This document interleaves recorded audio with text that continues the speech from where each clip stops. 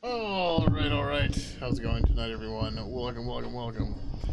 So I pissed off Firefox because there's a streamer I met recently that was streaming, and I pulled up their stream quick, and apparently I hit the. There's some limit in Firefox where if you try to like decode too many video streams or something at once, it just literally shits the bed. Um, so I couldn't get Pretzel working again in it, so I'm running Pretzel from Chrome now because yep, that's how we have to do things now. Firefox can't even fucking do the basics. But yeah. Turn yourself viewer, more console, you get errors galore? Huh. Yeah. I just realized I forgot to get water. So, and all this bullshit. Yeah. So, I'll be right back. Hold on.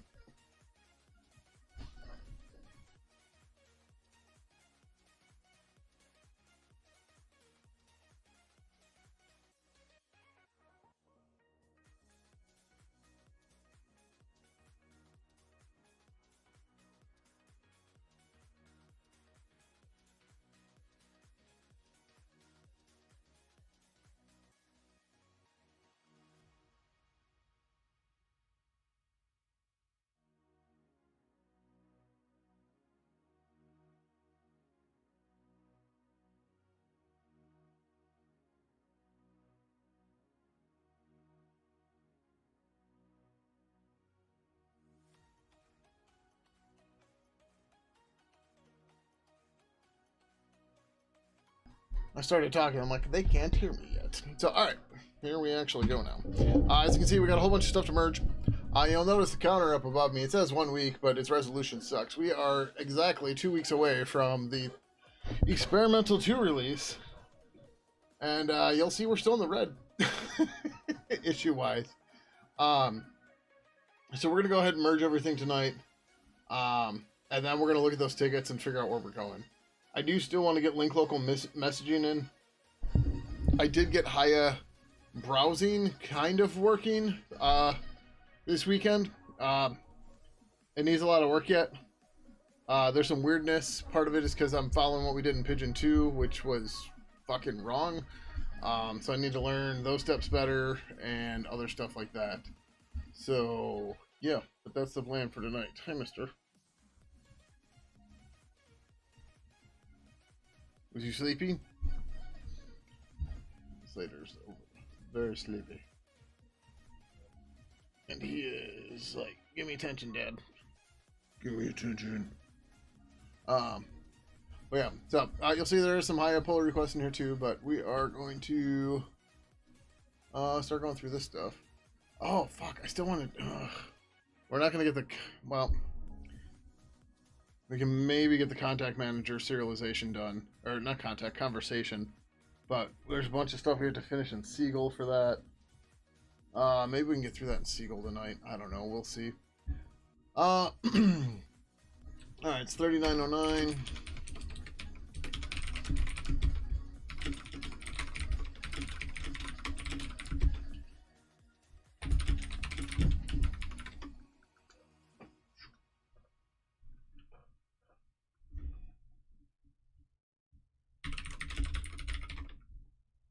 This is mostly aesthetic, so it's not much we can test with the unit tests and stuff. But that's okay.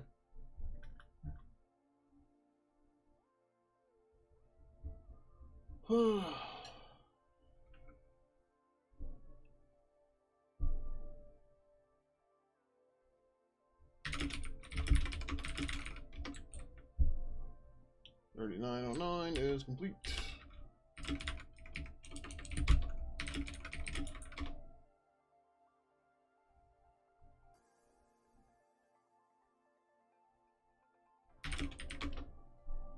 Contents event messages, bold and something.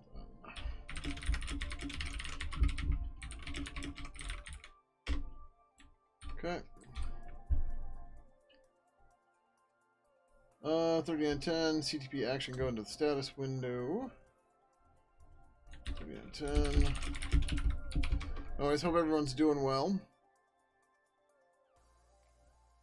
Not sure how long I'm going to be on tonight because I am tired. I was busting my best.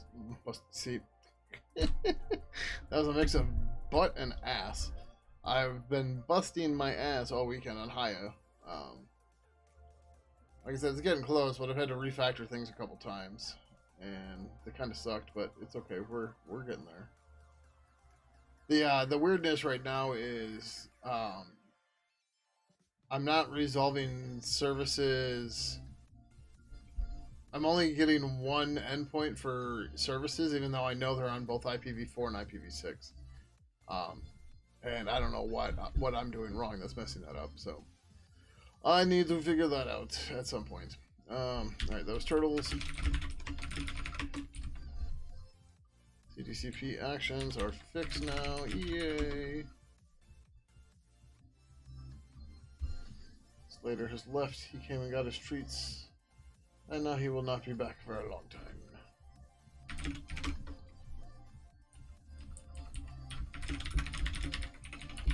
CDCP action on his host default. We didn't have bugs for any of those, did we? Nope. Animal messages for channel modes. Pidgin 1800. This is 3908.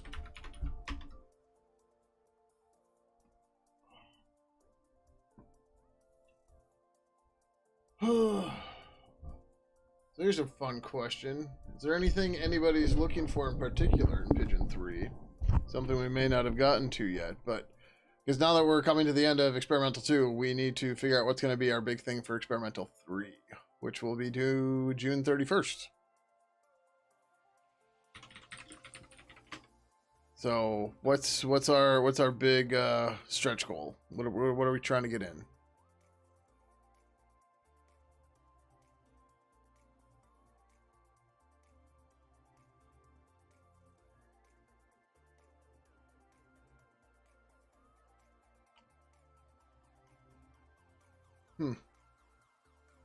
We could get simple messaging in from SIP. Because we don't have anything to do voice and video yet. And that might actually not be a bad call.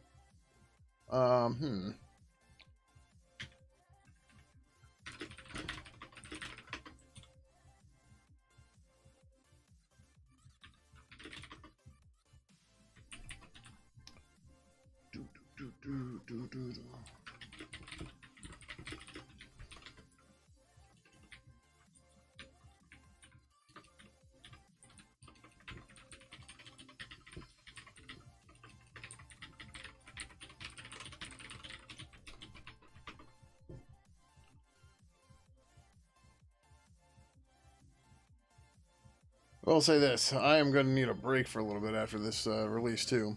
Because right after this release, I go into one of the most busiest weeks of my year. So the first, we have a general spring election here. I forget what exactly is all on it. I think a Senate seat, and I forget what else. So got to vote in that. The second is B-Sides Milwaukee. The third and fourth is CypherCon. The fourth, fifth, and sixth is Midwest Gaming Classic. And I'm sure I'm missing other stuff there too. So yeah, it's that's gonna be a very busy week for me. I'm obviously taking off of work, but since I'm a contractor, that means I don't get paid. So that sucks, but you know, what are you gonna do?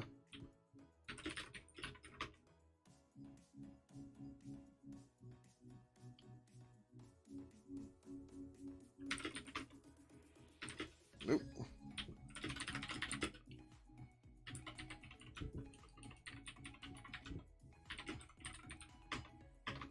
All right. We're gonna do real quick too. We'll do this build, make sure everything's good, and then I'm gonna cycle my local build quick.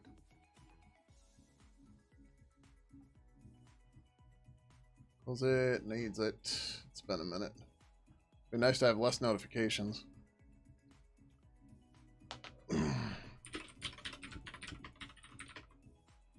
Oh, I should probably kill this first. That's fine.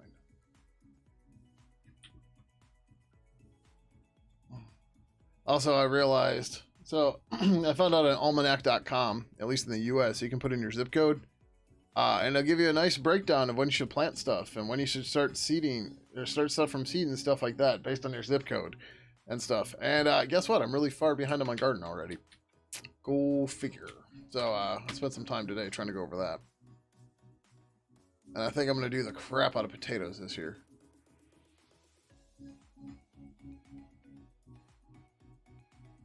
Oh, that's weird. Those shouldn't have ended up there, but okay.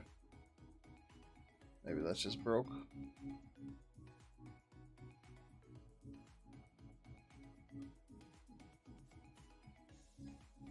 Okay.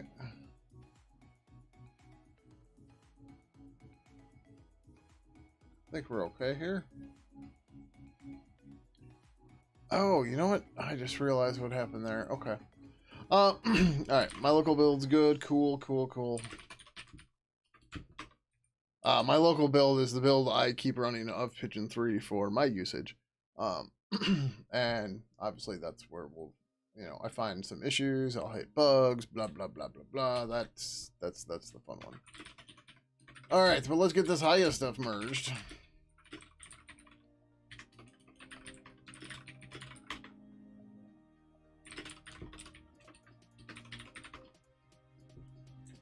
Alright, I don't remember which one's the first one.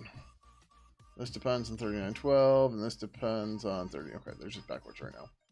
Start of the backend class. RBG land minus R3911. Also, I found out, which should be no shocker, System D, Resolve D, has MDNS support. I don't know if any distros turn it on by default, but it does have MDNS support. So that's a problem for another day. Right now, we're still gonna target Avahi here because you can't run Avahi and System D Resolve D or MDNS under System D Resolve D because they'll conflict because they both have to run on the same port and blah blah blah. So that's a problem, obviously. I did not create a ticket for this one. Okay, box 3912.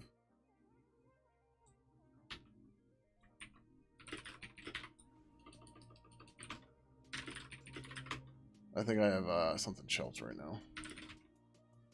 But backend class.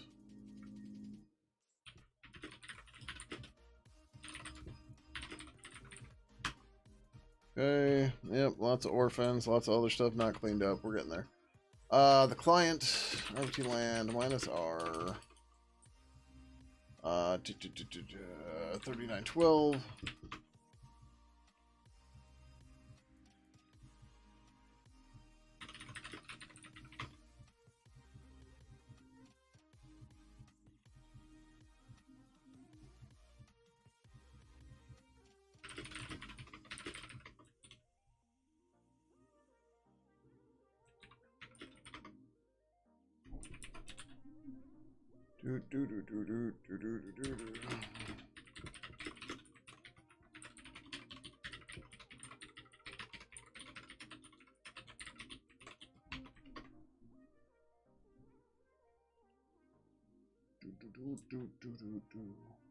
Yeah, new version of U-Track does seem to be much faster, which is funny because U-Track was fast to begin with.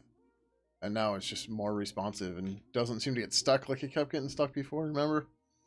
That all seems to not be a thing anymore. Okay, we didn't create a ticket for this. Oh, right, because this is just, yeah. 30, oh no, we need to come over here, pull minus U. That should be client. Create high client.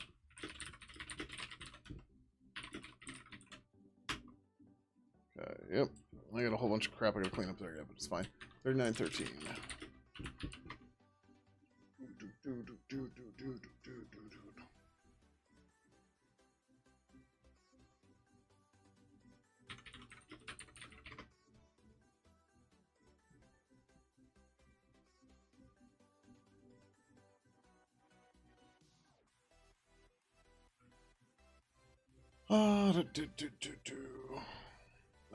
Yep.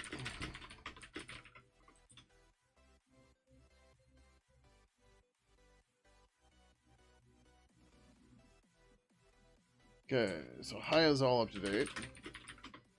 Did I close the window over there? No. What?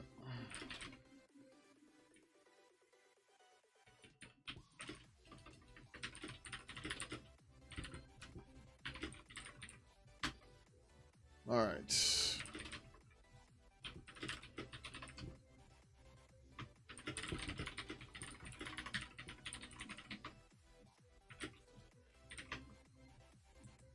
Okay.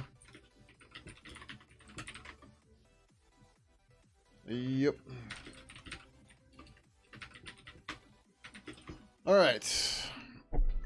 Should we go through this real quick? I guess it's not a huge deal.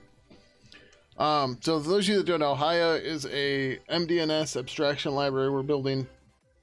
We have to build the abstraction anyways. And building it as a library isn't so much more difficult. It's definitely, you know, more work, but like if we're going to do it, we might as well do it right. And then other people can benefit from it too. Although there's not a whole lot of stuff out there that's doing multiple MDNS client, whatever stuff, publishing stuff in it, whatever, right? Like, you know, your printers and stuff that are publishing to it, they just use an embedded MDNS stuff. They don't care. And your clients and stuff on your machines are just using whatever. It's you know, it's not really a big deal. But for us, where we want to do this chat thing, it gets a little weird. But it's okay. So, what do we have here that I didn't commit yet? Oh, right. Okay, so the CLI. Yep.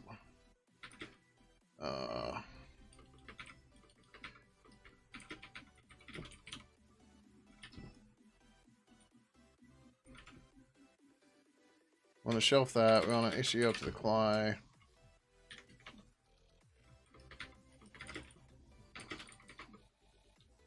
So I messed up when I did that part of the command. That's okay. We're going to amend this commit.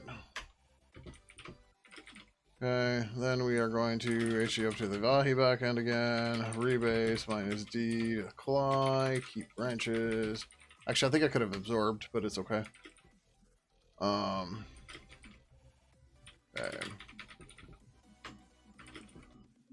So the fun stuff here, if you run Ninja and / Haya CLI, Haya browse service IPP.tcp.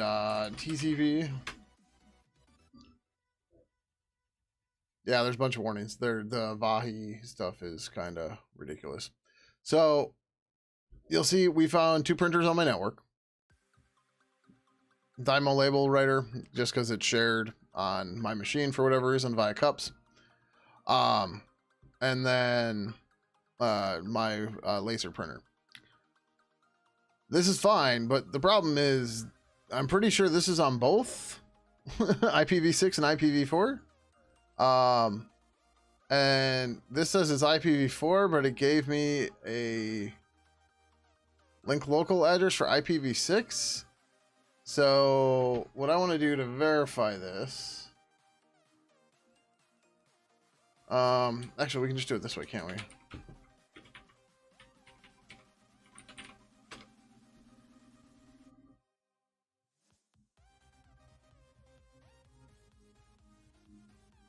Okay. I mean, this works, and I don't have to do everything else. Okay. Actually, hold on. Do this, do that. The problem with MDNS stuff is it's going to show you everything that's running on my network, and like that's just data I don't want to share. But yeah, so we can see from the normal Avahi browse command that I'm missing the Dymo label on IPv6, and I don't have low in there at all. So we'll have to figure out what's going on there. But this is a good way to test this without being too crazy. There's one thing I want to check. I don't want to get too deep in this right now.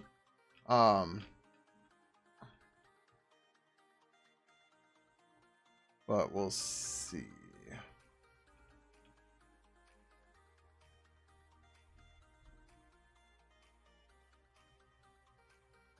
Let's finalize. Oh, right, it's up here. So browse service start. I didn't even do the browse service stop yet because just didn't do it yet. So if interface Wait, what? Oh, right. So we treat 0 in Haya, an interface of 0.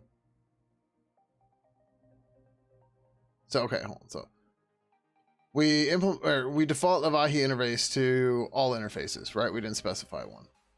So in that case, it should be 1. But if you didn't specify 0, because on all the platforms, they specify the network interfaces via an integer. But most of them, 0 is any.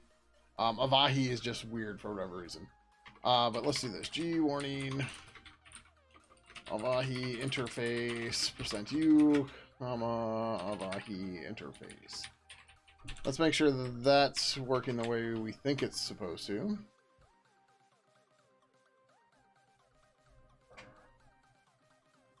Oh.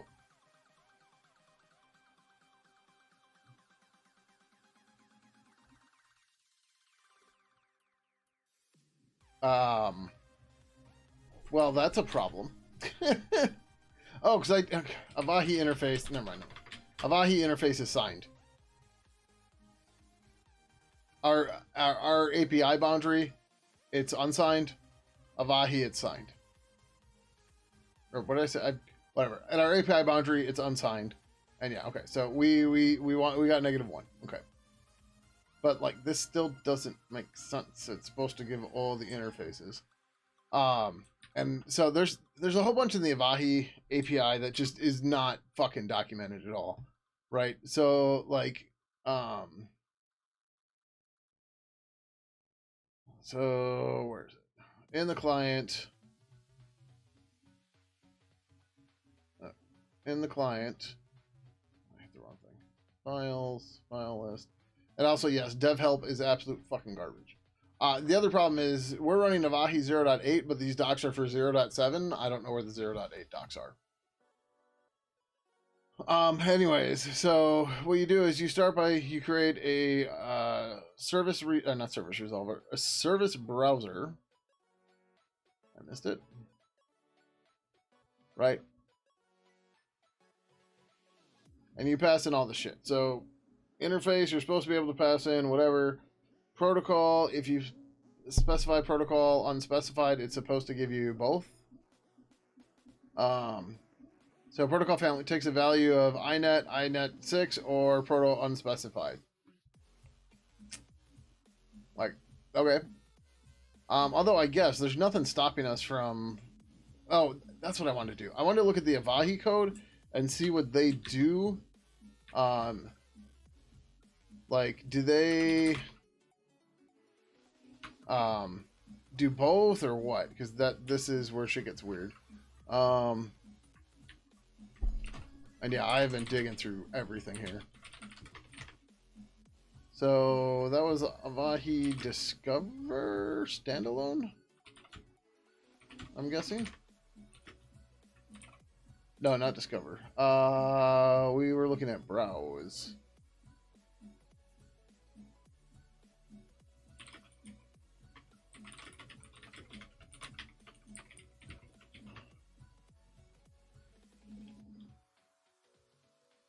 Yeah, great. Where is this? You think it's under Avahi Core? Looks like it might be.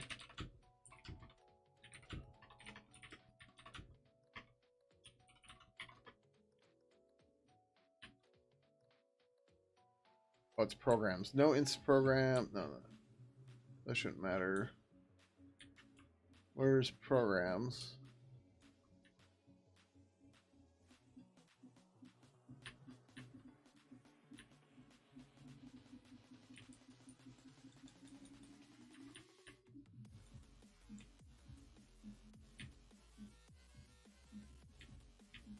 Reflector. I haven't done auto tools in so long. I don't remember how any of this works.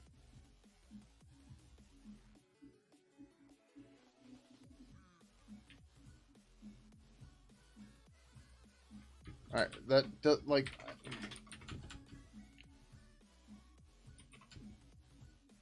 Yeah, I don't think this is. That's not it. There's Avahi Utils. It's probably under that, right? ahibrowse.c. All right.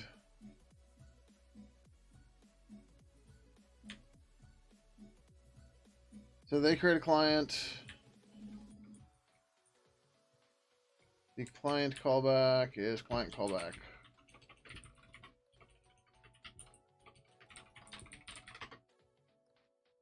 In the client callback, if the client is registering, running, or there's a collision, oh, that we don't care about.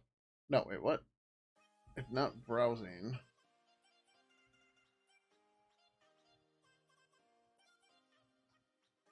I guess this calls start with a config and then it sits there and loops for a while. Yeah, okay, I was looking at this a while ago, I think. Oh, like I said, I've been cramming this stuff, trying to get as much in as possible. So it's, yep.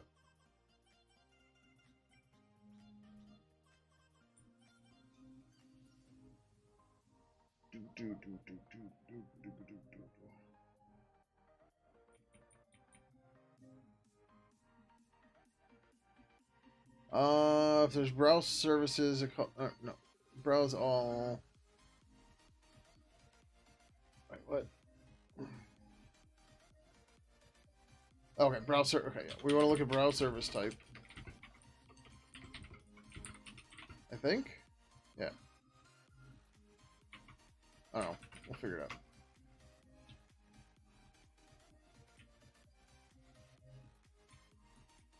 So it creates.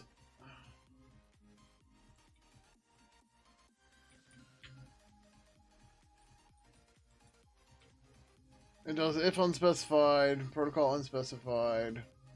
S type is going to be the service type that came from somewhere. Yeah, we got passed in.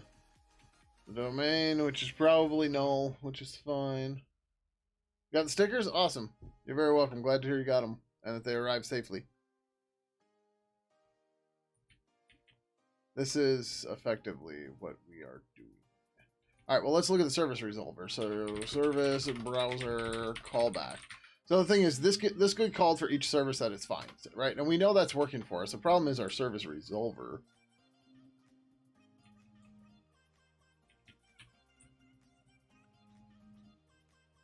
If ignore local on that, okay.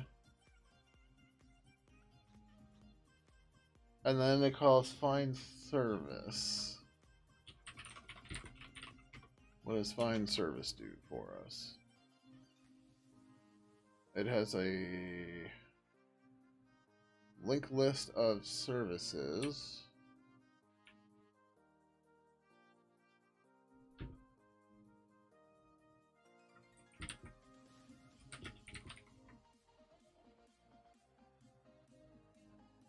That's a global variable, apparently. And then if the interface...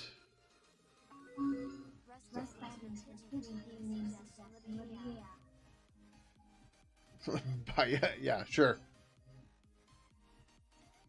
And Rust bindings are free with G-object free with G-object introspection. So, like, I don't have to write shit. Nothing at all. And I thought I was going to ask you something, and I forgot what it was now.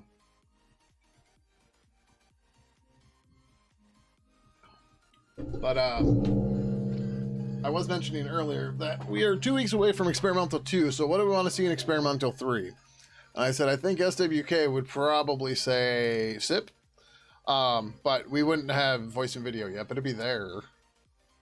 Not that it would, like, it wouldn't work, but it would be there. So that could be an option.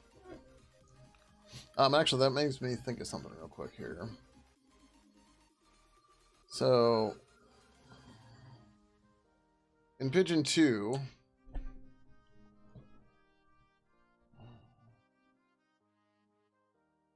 I think publish status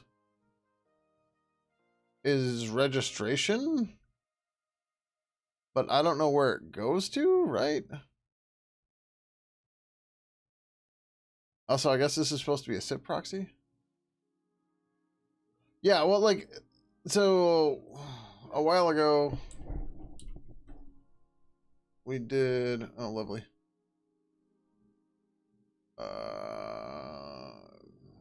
Whatever, dashboard. Update. Like, I don't know when that failed. And I was doing updates earlier today, but they updated Docker Manager again. Lovely. So hold on, let's go here.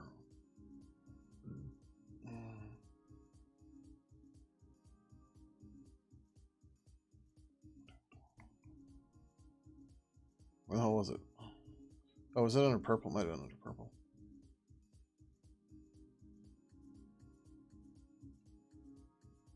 Yeah, I know how it works. I'm not sure if that's what that function means, right? Or what that option means.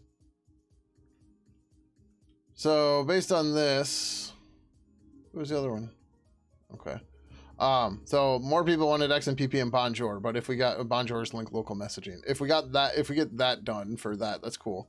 You know, we can start building on XMPP, but I think SIP simple would be much easier for that.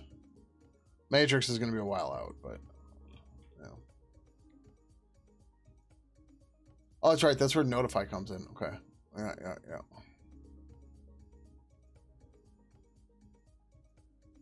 All right. But yeah, I don't like the problem is like, what's the registration server it's using, right? Who knows? Like, is it gonna look it up based off of the domain? There's no server here.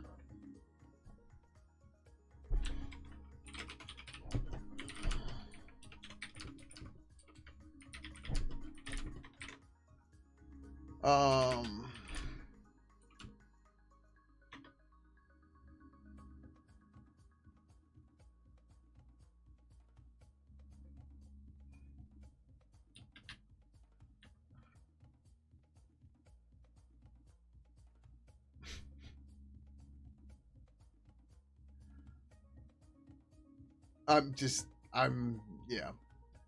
What are you looking for with source?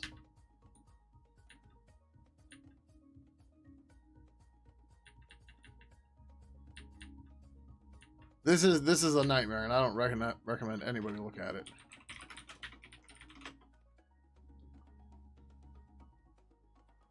Of the code I'm looking at right now?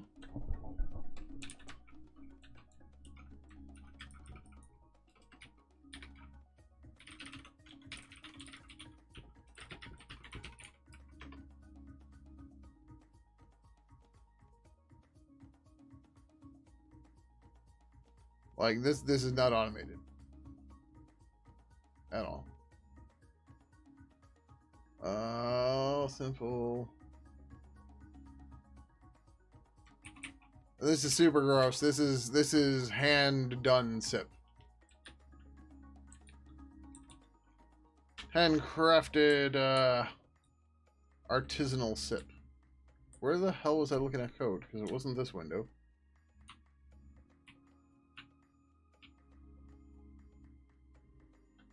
Where the fuck was I?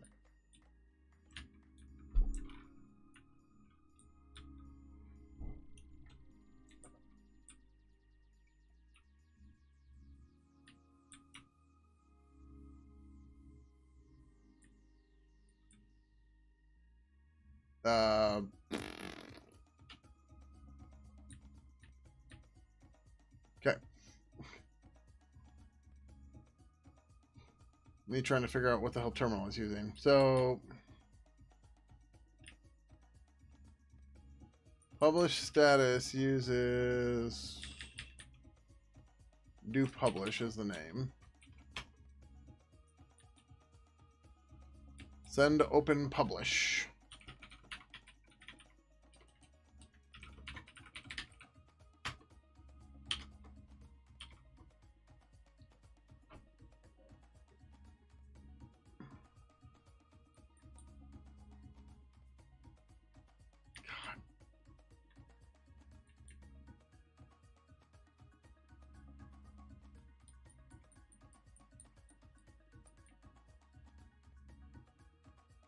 Oh, okay, so it just goes to whatever the server name is.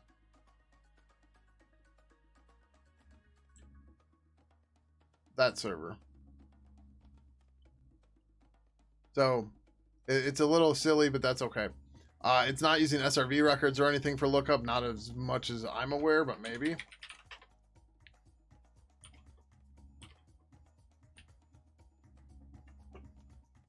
It does some checks on the thing. Checks if you said UDP or TCP. It does a split on the @ sign. And that's it. So it doesn't do an SRV record lookup or anything. It just kind of goes. But okay, so that's what it's going to. Which is a little weird and silly, but yeah. But yeah, anyways, we're not here for SIP tonight. We've got 2 weeks to go until this release. We got a billion things to do. So yeah. Yeah, it's just basic DNS stuff. There's no SRV records. There's none of that crap. So, but yeah,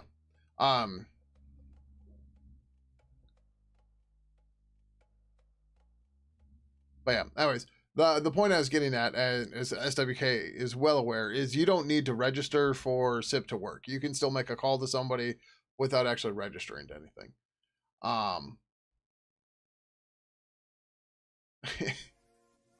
Yeah, I mean, you can look through it. It's somebody that was tinkering and they threw it together and it works, but things have to be like just right for it to work. It's not bad per se. Like, and I mean, that's the thing, right? Like, look at the date on the code, right? And and I'll say this all the time too. Code's only as bad as the person was when they wrote it, right? It has no effect or no bearing on the person and their abilities today because we all get better every day as we practice and whatever. But it's a different world than when that code was written, right? That's just ultimately what it comes down to.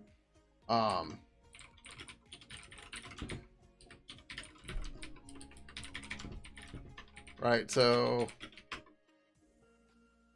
it's gonna take a minute. So this code was first started in 2007.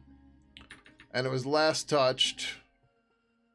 Okay, it's been touched semi-recently. In 2022, when we accepted a patch from somebody to increment C sequence numbers. We did that in both branches. And then okay, we started using GA list delete. Started using that more, right? And this is all just code maintenance stuff coming through here. Blah blah blah. I guess SIP was using the keyring API at one point before we deleted it, or Simple was, right? And it's just, the way it goes. Yeah, so, and then I removed it from the Pidgin 3 branch here, but let's do this. Mine is B release 2.x.y.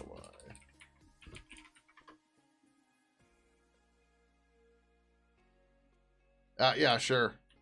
Yeah, I'm pretty sure I never touched this code for anything. Oh, well. Some mitigation for some security issue, yep. Oh, that looks like a Foxtrot merge. What are we gonna do? It's not. I don't even know what the fuck that's displaying, but yeah.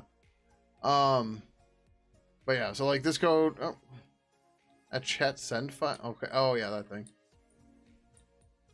Right. But like this 2014, you can see this code has not been touched much. But it predates Pidgin itself, so I guess we had this in game as well.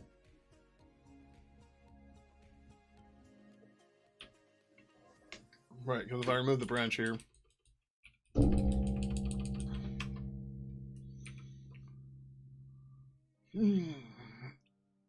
Oh. When the... Okay. Oh. Yeah. So... Let's do this. The easier way to figure this out is going to be...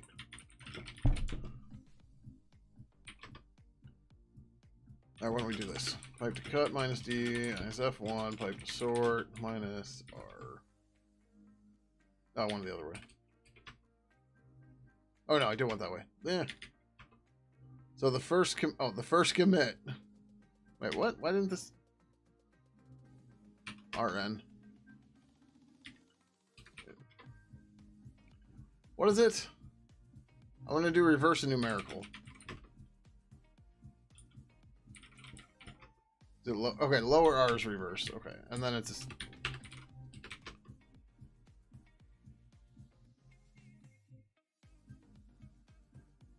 I think you're missing a word there. Okay, so it looks like the majority of this was revision 11.181.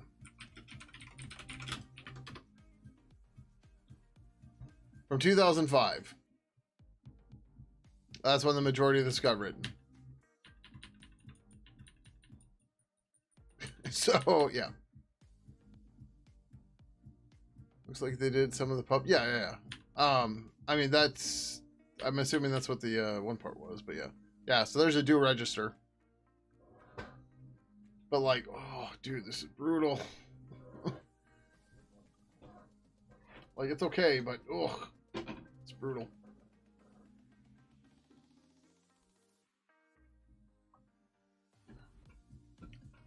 Okay. Anyways, yeah. All right, so...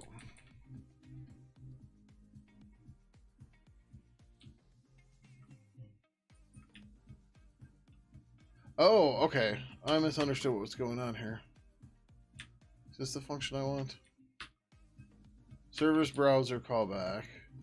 Okay, then they call add service and print service line.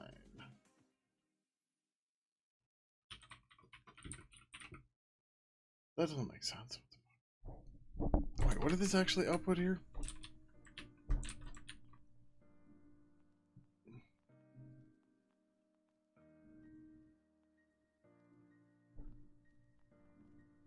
You can educate subtleties that are stupid SIP tricks you can do. Is there necessity for that?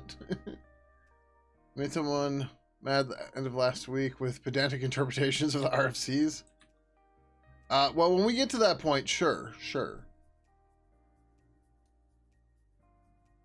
But not in the next, like, 3 weeks.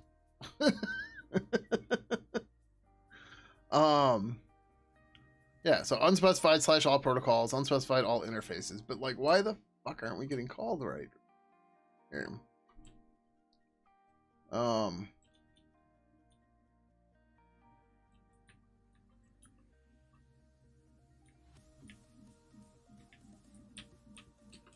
Wait, I think this is already telling us the... Wait, what? Alright. Service, browser, callback.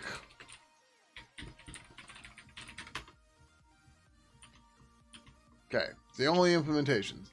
Avahi service browser new.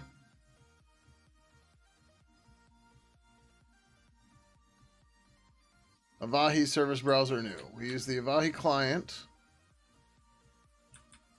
We're effectively saying we know this is -1. That's right for that. All right, I guess we can do it this way.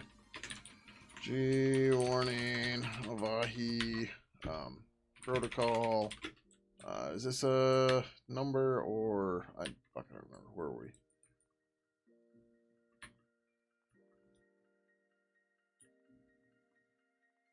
Okay, that's also -1, so that's gonna be signed. Avahi protocol. Okay, right. We're just gonna make sure that these are doing what we think they are. We're using the printer here as the device because I don't want to expose too much stuff about my LAN. You already got my Class C, but oh shocker, it's 192.168.0/24. And oh no, you can see my printers, right? The thing I'm trying to avoid is like Pidgin 2 doesn't do XMPP or doesn't do Bonjour right, and instead of giving the link local IPv6, it gives the WAN IPv6 or the WAN or whatever, the full regular IPv6, and that's obviously not something I want to advertise on stream, and other stuff like that. So yeah.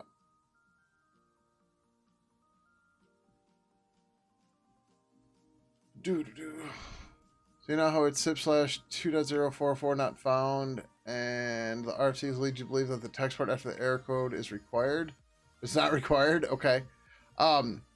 Daniel Sternberg, who writes curl, just had a post that apparently per the HTTP spec, you're supposed to have a space after the status code, but most things break if you put it there. In the space after the 404 and the control line feed at the end of the line. Yeah, yeah. Okay, yeah. So that's what the HTTP spec does, but yeah. What's your B-Day?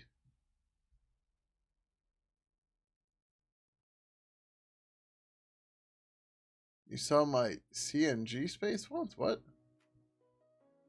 Oh, next Monday? Nice. The release is next. Wait, what are you referencing next Monday for? Like, Experimental 2 is due on the 31st. So maybe I missed something here. Oh, what the hell is CNG? No, we're every 3 months at the end of the quarter. Sorry. All right, so -1. Boom, boom, right? So we know that we are calling this just like this. Proto unspecified, if unspecified. Service type is the same. Domain might be wrong. This might default to local. Browse service type. Domain, where's domain coming from?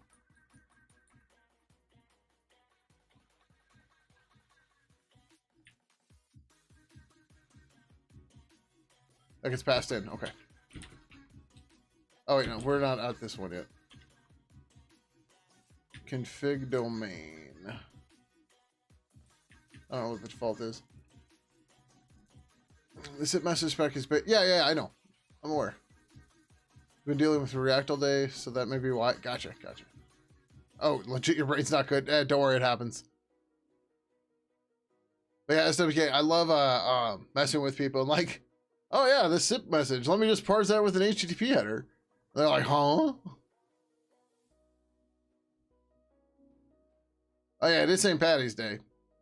I am not wearing green. I am not Irish. Deal with it.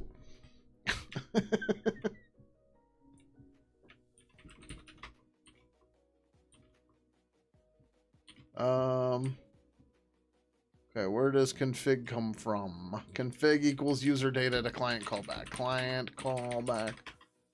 You're not wearing green either? Well, there you go.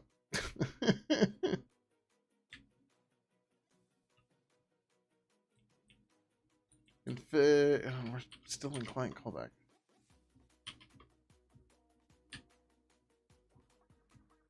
Like, where the... Okay, from main. Config gets set. Parse command line.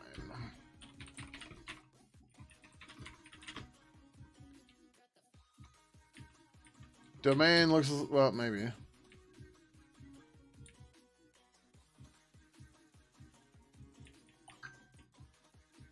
They defaulted to null. And then, I don't know if they changed anything later.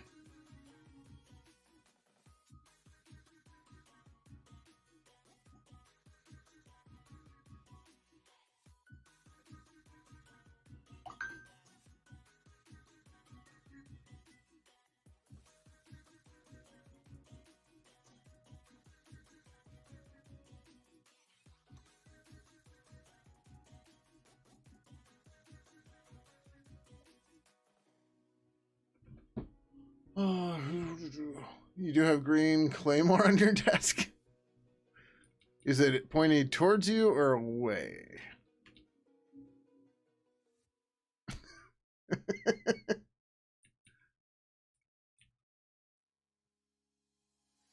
Okay, so this looks like it's defaulting to null.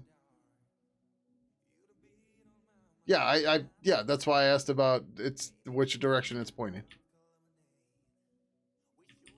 But I suppose other parts of chat may not know. But there's a lot of Stargate geeks in here. And Stargate, SG1 at least, they used to use claymores all the time. It's a Bluetooth speaker. Nice.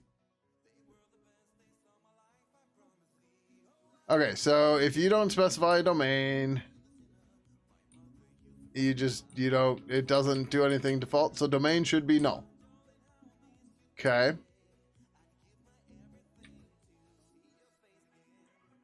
Front toward party. Nice. Yeah, and the other side says towards enemy or towards target or something, right?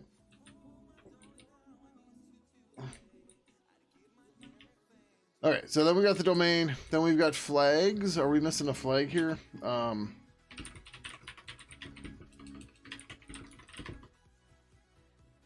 0. Then the browser. Like, what the fuck? It just has support for better base. Nice.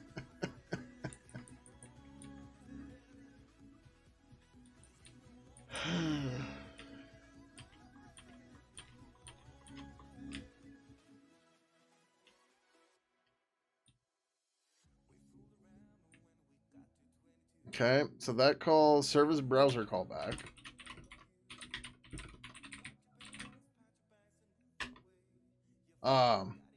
Which, yeah, okay, wait, we should be, okay, so that's fine, it's fine. So the service browser's fine. So where's the service resolver? Because that's the next part. Browse failure, all for now, cache exhausted. Okay, so we got a new service.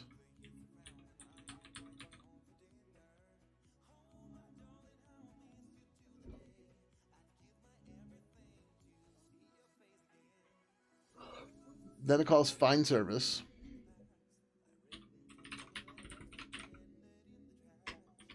Which we went through before.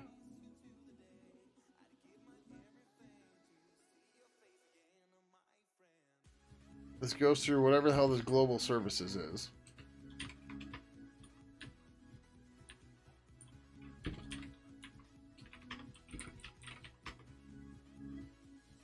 It's a list of service infos.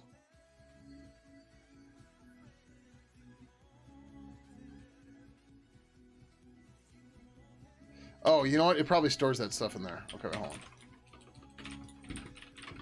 Right. Okay, so if it already found the service, then it bails. Then otherwise it calls add service. Add service. Checks if there's a config resolver. Isaac creates a new service resolver. Okay. So there's a weird part to the service resolvers thing, but okay, wait. They said protocol unspecified here. All right, hold on. Let's try that on our side. We don't care about these.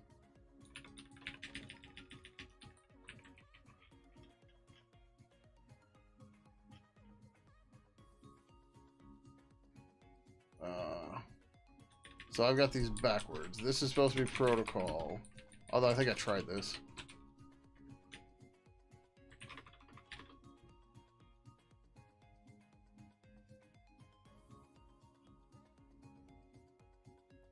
Okay, so we still have the same results as we somewhat expected. So we pass in the interface protocol name type. So interface, protocol, name, type, domain. Those are all stuff we got passed to us. We passed in our client, then we said unspecified, and then the fuck. All right, so let's look at the service resolver callback. And maybe I'm supposed to be processing more stuff here. I assumed this get called multiple times. But yeah, look at this function prototype. Look at this fucking nonsense. Absurd. Yeah, like this doesn't make sense. Why? Yeah, see, what the fuck?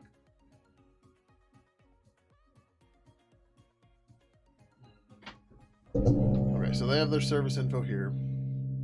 Yeah, I know. So, Avahi was written by a prominent, well-known developer of Linux things. And I didn't recognize the other guy's name. Take a guess who that prominent Linux software guy is.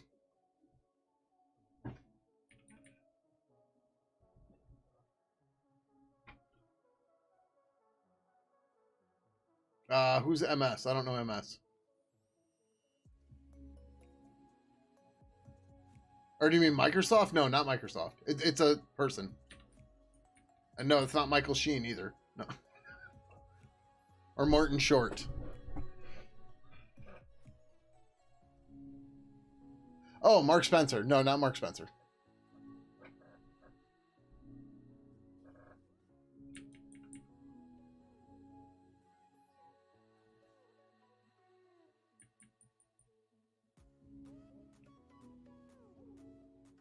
No.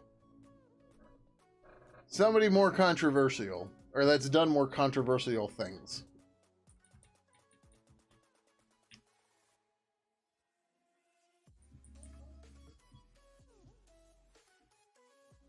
If you get Resolver found. Yes. Lennart Pottering.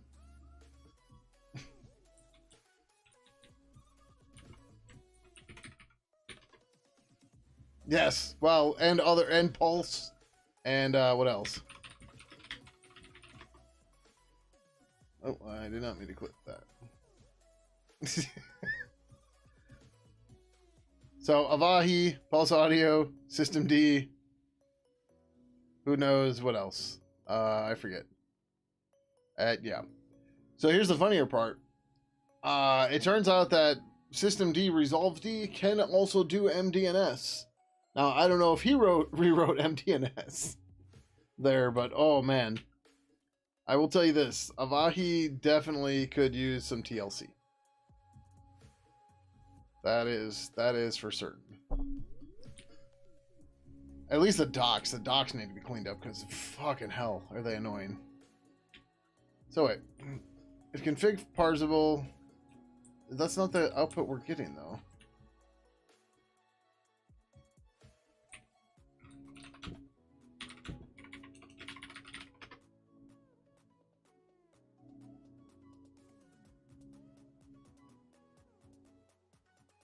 Doesn't make sense. Could you? Yeah, that's putting it nicely. Like some of the stuff System D has done is nice. No, I have commands. Why have a lurk command? Like, all right, go lurk. It's fine. Or you can just do the sudo lurk command too. Whatever, it's fine. No worries. Utility works for Microsoft. So much bloat in System D. I mean, he wrote System D before moving to Microsoft, but yeah. But like, there's some stuff that's nice in System D, but it's just... I would have much preferred some of it being piecemeal. Like, journal control can cause all sorts of weird issues, but it's also nice that it has built-in log rotate, right? That's really cool.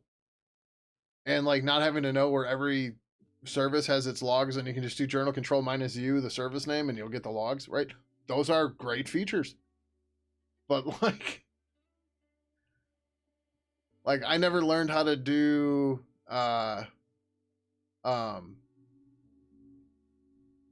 mount units. So like when System D mounts a file system for me, I don't know how to mount it because fucking umount doesn't do it. Or maybe that's not entirely true. There's some weird scenarios where Mount D does some stuff and I couldn't unmount it, and I was just like, well, I'm just gonna change fstab and reboot, and there we go. So like, I can see the log rotate functionality, and I can kind of see cron. NTP, yeah, I agree. It doesn't need time sync D or whatever the fuck it's called. It doesn't even need resolve D for DNS, right? There's a whole bunch of stuff in there that doesn't make sense, but like, cron's related to running commands on a schedule, right? Those could be services, could be one-time services. I can let that one slide, right? That's not too big of a jump, right? But like, even Upstart, when Upstart added inetd into it, it's just like, or inetd functionality. Number one, inetd functionality just needs to die, because even 20 years ago, machines were powerful enough that like we weren't spinning up web servers on demand or TFTP servers on demand, right? It just, we just like, you just ran them, right?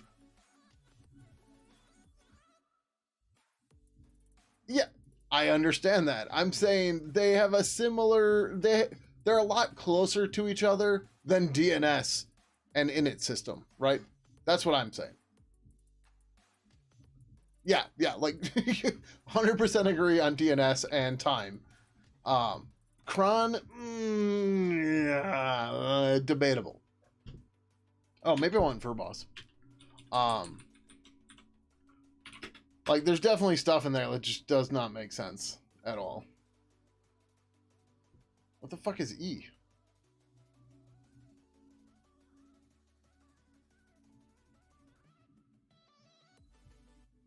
It's actually made to use Contrab. Blech, Crontab. Yeah, I don't know. It's just, it's silly. Crontab.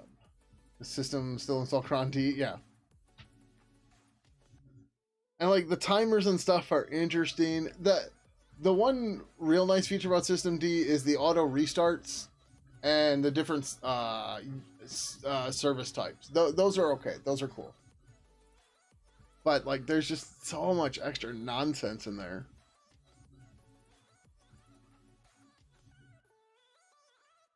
It's the only good thing about System D. I'd argue getting the status command is pretty nifty too.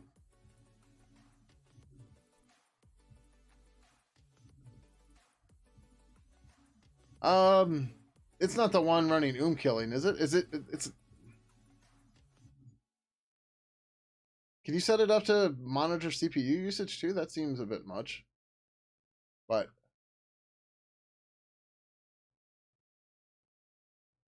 yeah, it does definitely become a pain in the butt. That's for sure.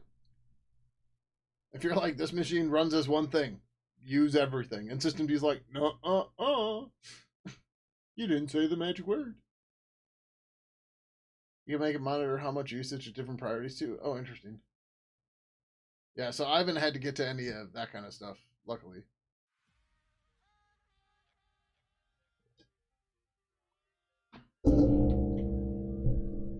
Sorry, hit the springs. So I'm real confused. I don't understand why I'm not getting the same output.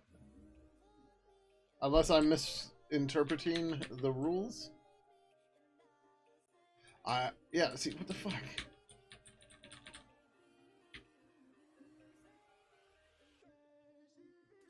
Wait, print service line.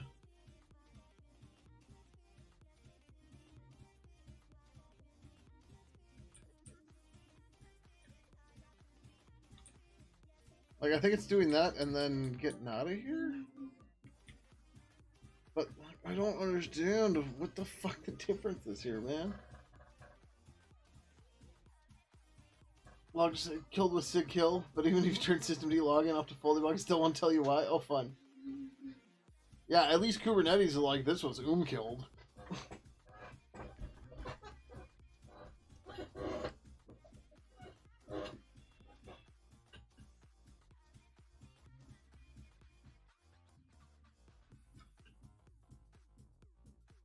All right, this still doesn't make sense. So, like, how many times is this getting called?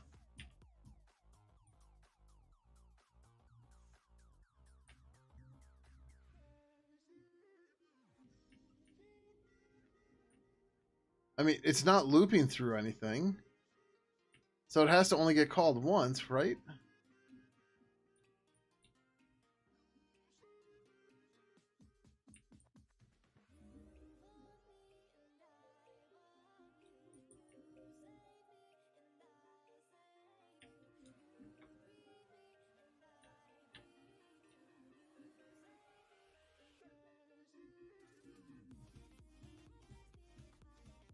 I don't know what config resolve is. What was config resolve?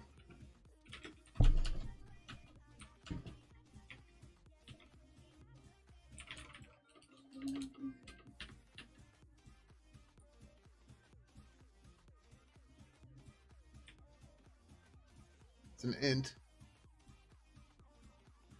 For free switch boxes, I crank all the limits to unlimited or max allowed because if you don't, System D will kill it at some point and never tell you why. Nice. Some threads run at real-time priority and that's exceeding some max time allowed for real-time threads. The System D just kills the parent pro. Yeah.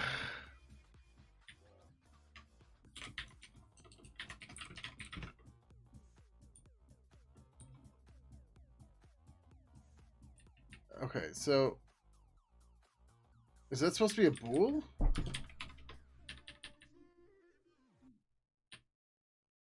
Where's the config stuff?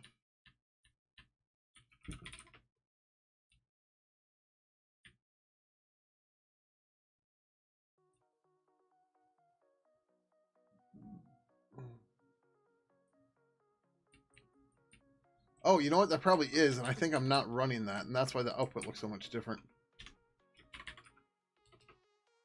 Resolve services found. Son of a bitch. Hey! There's the output I wanted. Okay. So, as you can see, it is finding much more than I have. Right? So it's finding the services, and then we're getting a resolver for each one of them. And I don't understand why.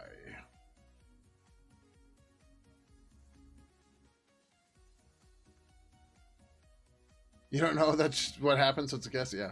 No. System D is D'ing the system. That's...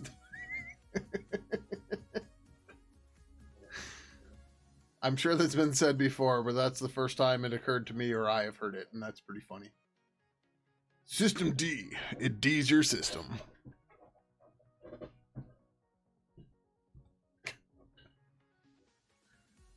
Right, so we've got multiples here, but I only get 2 resolvers. And I don't know why.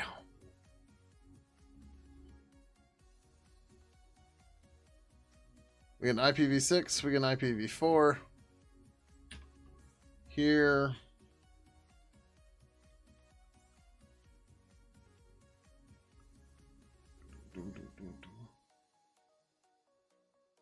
We should see how they get the interface name.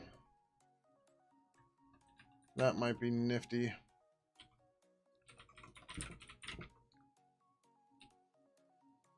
Oh, service resolver new.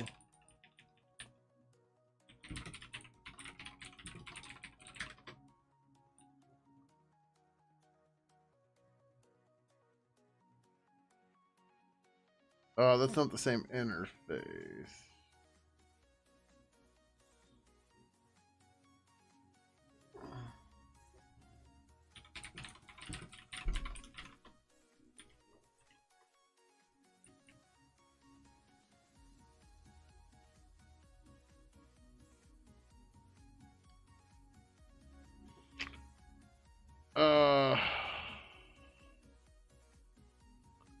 I mean, if name is gonna be it, and I'm gonna get.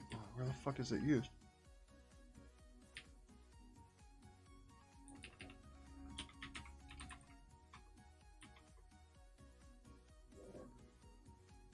Oh, interesting. Okay.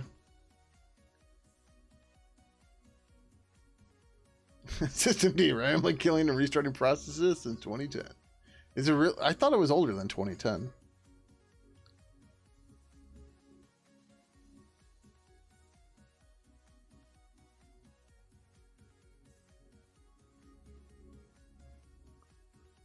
All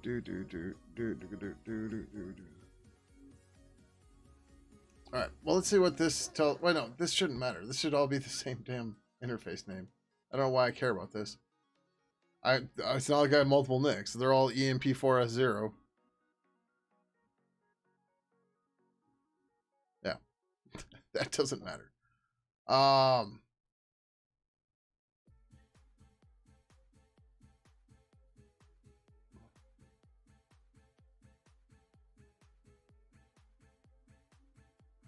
2010 is when it first came around. 2015 is when it really hit stride with LG. Ah, okay. Yeah, I don't remember. I don't remember when. I just remember everybody being angry. Really wish Duvian would have caught on. But what are you gonna do?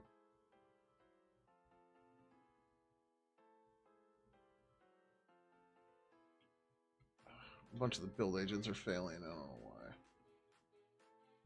why.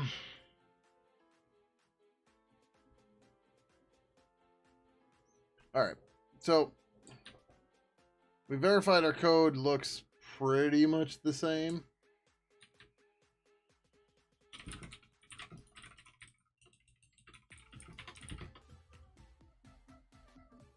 Oh, unless there's something on the client.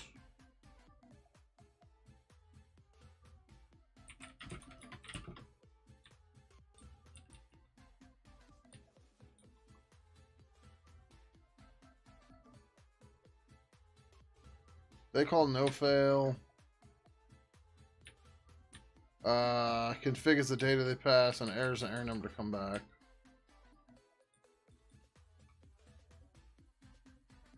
Oh, wait, that's when they recreate this. What is this? This is a client callback, client callback.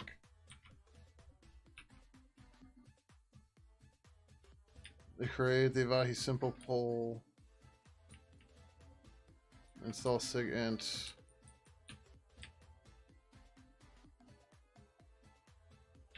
Yeah, what the fuck, man? Whoever came up with the ENP nicknaming bullshit could take their ass back to Gen 2 hell also. Yeah. So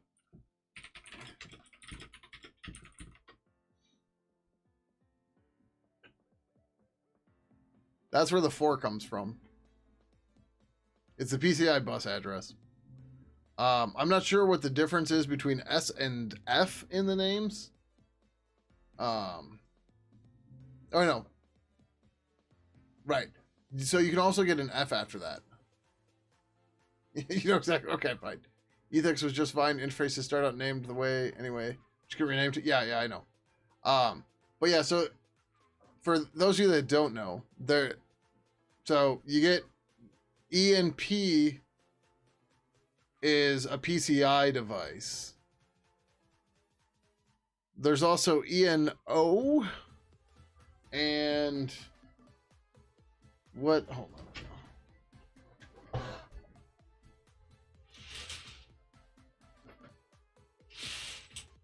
There's a crazy one for USBs, and I don't remember what it is.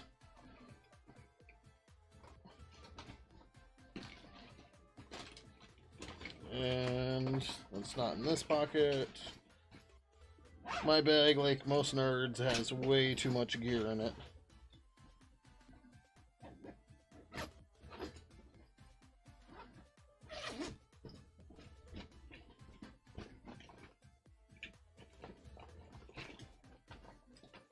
Okay. So.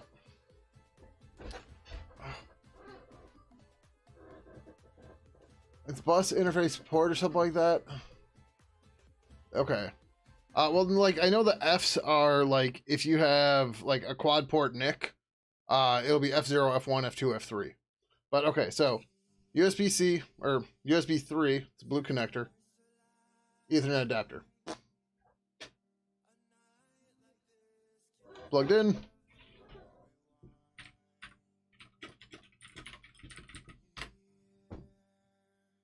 Okay.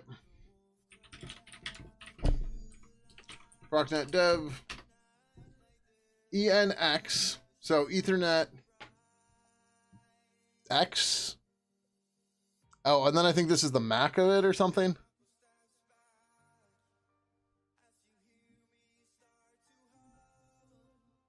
It's gotta be.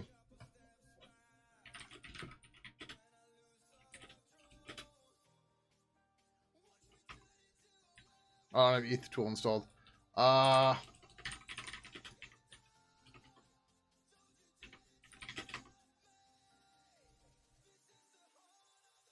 C2, C6, 6. Yeah, like, what the fuck? I guess X is just like, we don't know, but it's an Ethernet device, and here's the MAC address. Here you go. Right? Just like, what the fuck?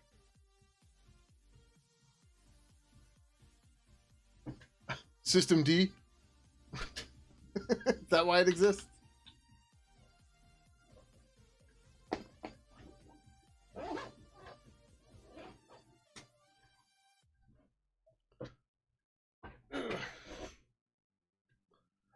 I know a big part of it is for consistent nicknames, which is better than the way it used to be.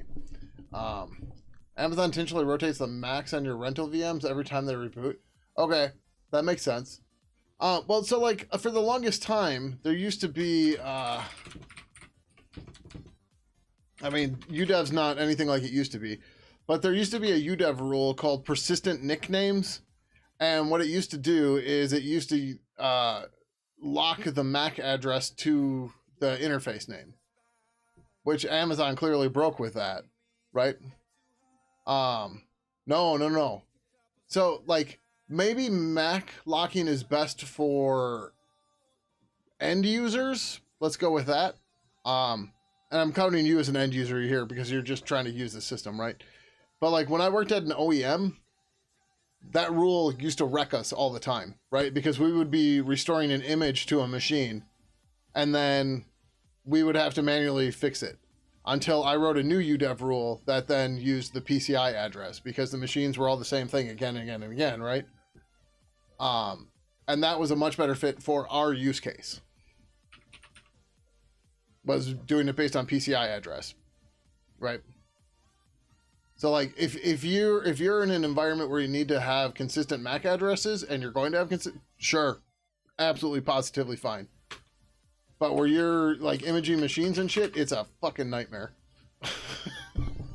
But again, like there shouldn't have been one way to do this. There should have been multiple options and stuff like that, but whatever. You image everything and then you manually modify everything for the MAC address changes, by the sounds of it? Nope. Okay, then how did you work around that problem? Your cell phone has a randomized MAC address for each Wi-Fi connection. It's a nightmare for your ES Presence home automation. Yeah, I'm sure. It's all automagic now. It didn't used to be. But then again, I'm talking like 20 years ago.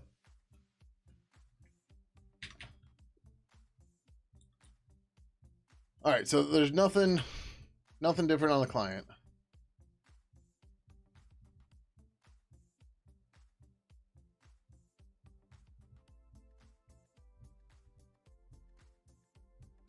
Track everything by MAC in the first place. Okay.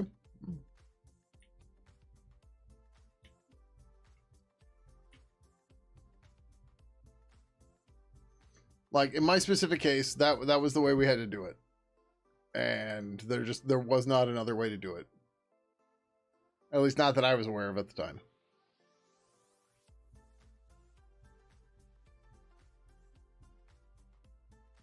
Okay, service resolver looks fine.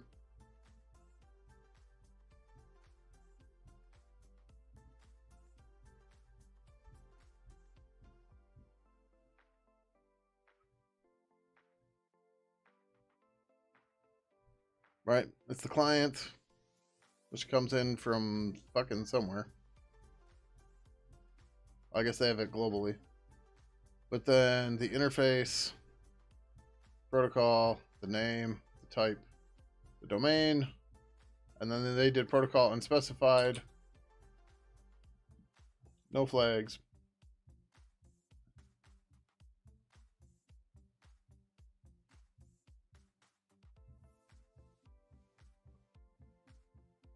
What other piece of info are you guaranteed to have ID machine number? Yeah, I know. Yeah, understandable. I mean, if you program into DMI or something, like the system serial number or something, because you have a DMI programming tool, that would be an option. But yeah, otherwise it's MAC address. So my implementation of calling Avahi, when I try to do a browse for IPP TCP, I am only getting 2 service results back. But when I use Avahi's official client, I get 4. And I don't know why I'm not getting 4 back. Right? So, link local here. This is IPv6, link local. Well, one of mine says it's IPv4. Like, oh no, now this one says it's IPv6. Where did I say IPv? Okay, I don't know. Okay, right. So we got IPv6 for this one. Spectre 2-local. Or that's the host name. Right. But then the next one, we get Brother HL21 whatever series on IPv4. All right, and that looks okay, sure. But then we're supposed to get Dymo label again on port 8000, and just we don't get that, right? We've got the IPv6 one here, but we don't. This one is IPv4, right? And I'm not getting this one, and I don't know why. And then after that, I'm not getting anything for the loopback device. I don't think. I'm definitely not, because we're not seeing that address, right?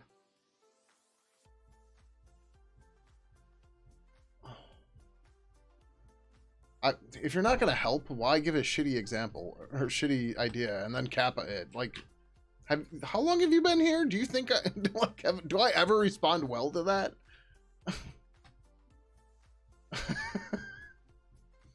DMI or even IPMI, but neither are consistent across the different OEM. Yeah, exactly. Like I said, it depends on your use case, right? And for my use case back at the OEM, the problem was the image was given to us by the customer, and we had to make it, or I guess, yeah, I think so. But like, we still had to modify it to make it fucking work right.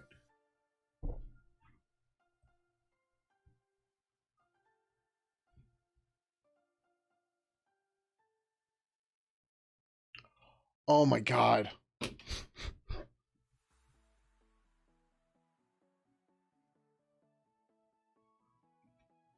I just found it.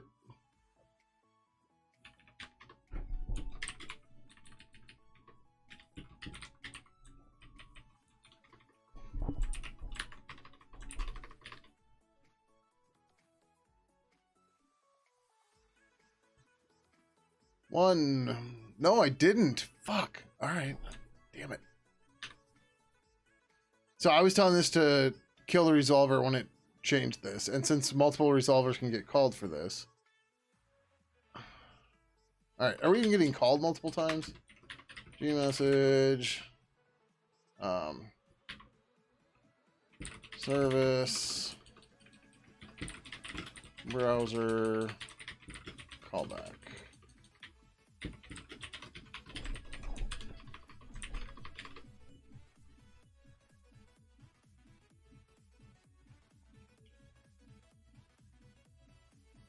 We got called a bunch of times. All right, so am I not handling something right in one of the other cases?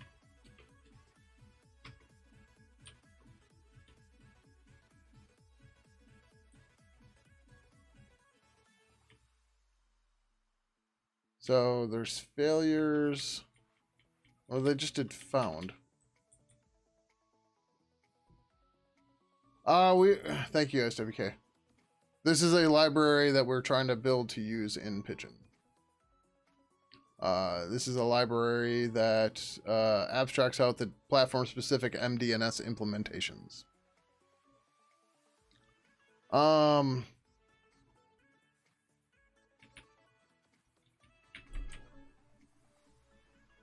looking at the wrong thing. Although wait, hold on, why is the service browser getting called this many times?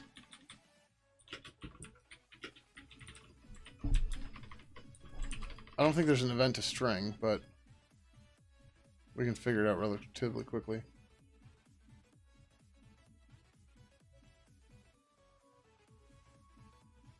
No, by all means, go ahead.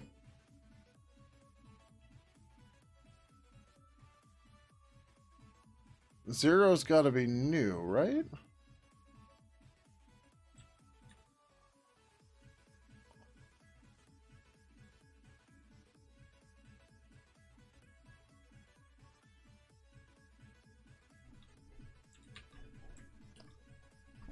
Like, people automatically sending the commands to people that are coming in when it makes sense? Yeah, by all means, man.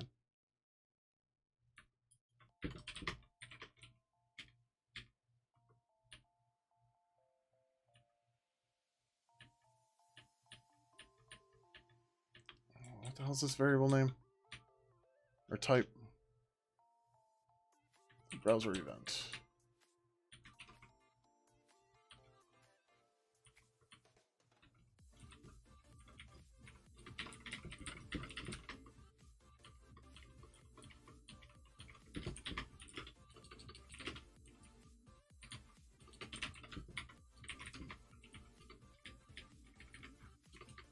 It's probably under defs.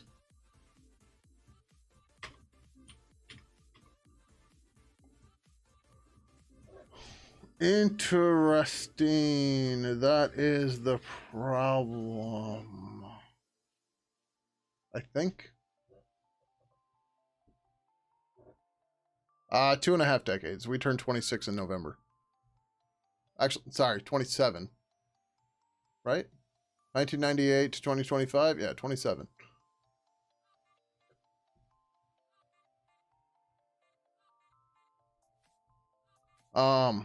Okay, so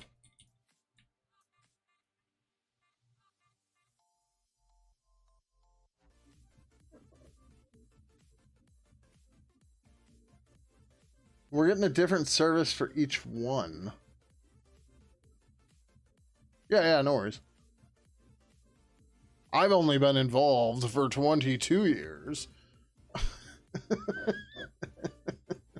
Only.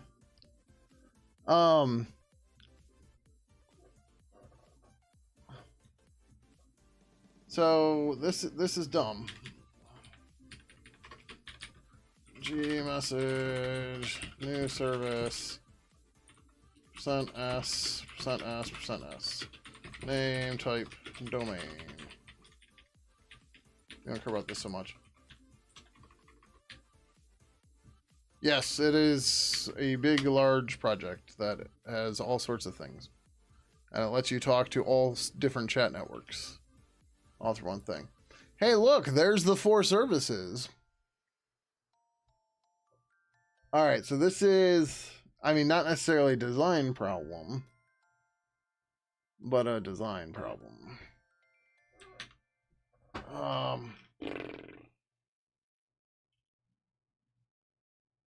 So the difference here is going to be the interface.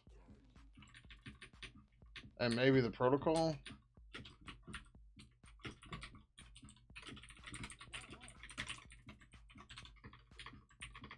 I mean, the protocol definitely. The interface should be different too.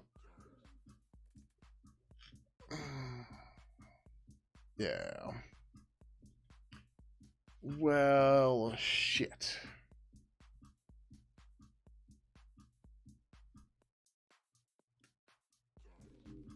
So the way I've designed this, is that a service has multiple different endpoints, where it looks like Avahi has done this as separate services.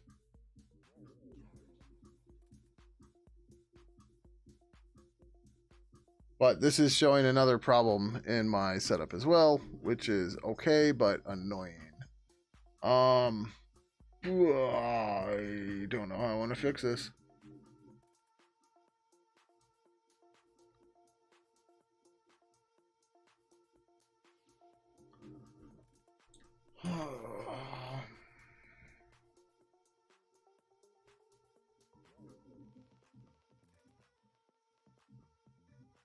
I created whatever. Just go to higher one.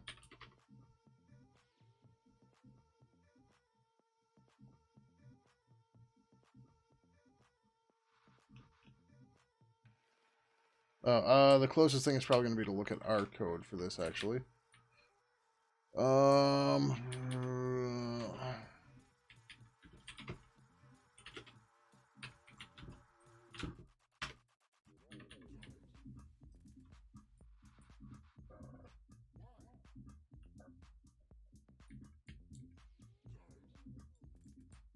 But yeah, it seems like we made the same mistake in Pidgin 2 as well.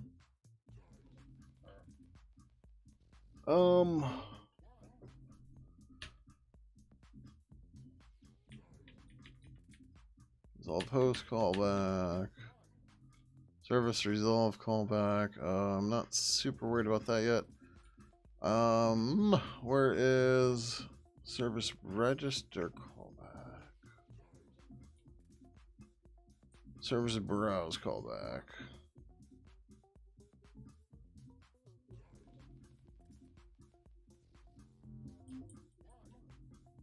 Yeah, this looks like we're doing something similar here.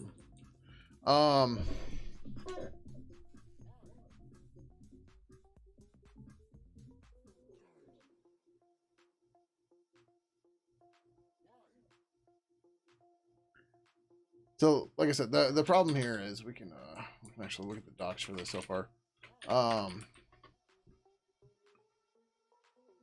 So a service object here, so it implements a glist model. I don't have a whole lot on here, but it implements an endpoint, and the endpoint object, or it holds a collection of endpoints, and the endpoints themselves have a GINet socket address, and a GI. Oh, that's not going to. Oh, did link right, good. And a GINet socket address.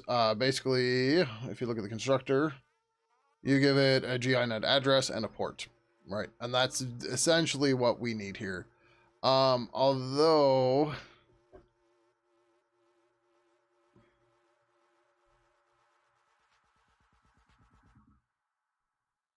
there is argument that we should have the interface here.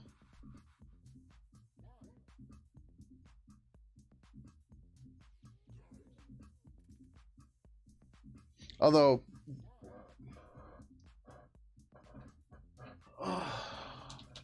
oh, this is annoying.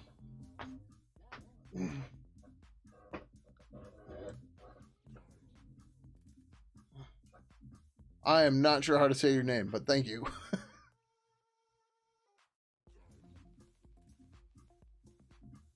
Yeah, any hints would be appreciated on how to say your name.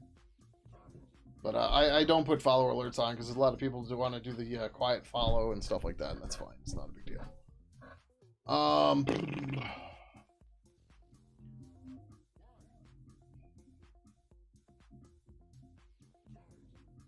So this explains one of the reasons why the Pidgin 2 code is so busted. Here, wait.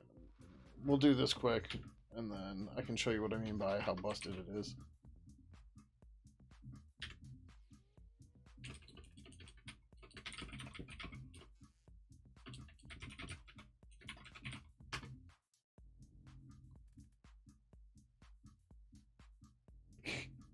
Yeah, look at this. Oh, I'm gonna drop this into Sublime after I delete my. Oh wait, now it got the link local? What the fuck, man? Okay, hold on.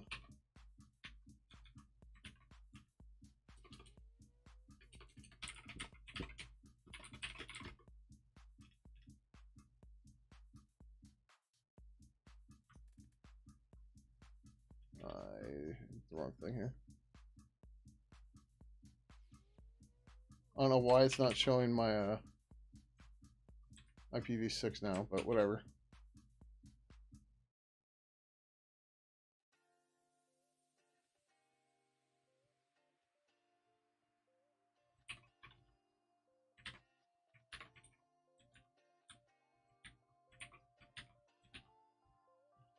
Okay, so. Oh, actually.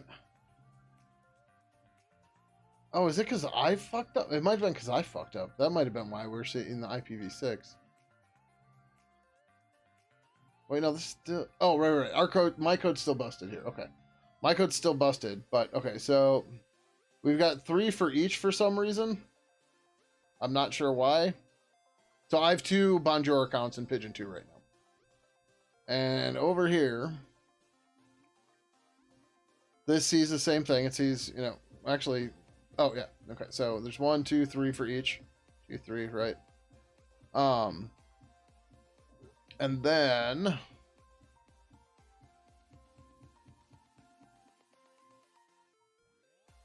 EMP40 IPv6, IPv6 for both, IPv4 for both, and then Spectre 2 worked on localhost, but Spectre 1 doesn't for some reason. I don't know. But yeah, that's weird. I don't know why the address stuff is different now. But yeah, so how the fuck do we want to do this? So the interface itself is not exactly straightforward. Right, we've got to see how the other MDNS resolvers do it, and what might end up happening is that a service, that service will have to grow whether or not it's IPv4 or IPv6 and an address. The problem is if we don't have the interface in there, which we won't have a way to do because we don't have that from G iNet address. There's just no way to put that in. It doesn't exist here. Right, so we can't tie it to a specific network interface. Not that I know a way to do this.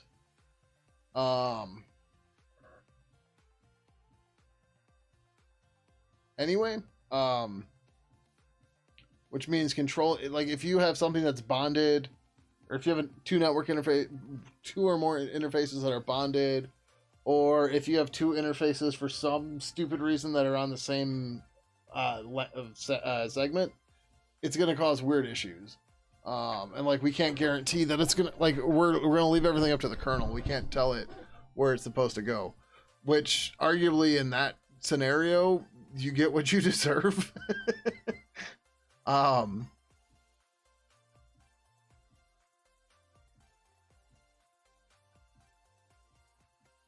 But yeah, I have a feeling this is all supposed to be the same setup.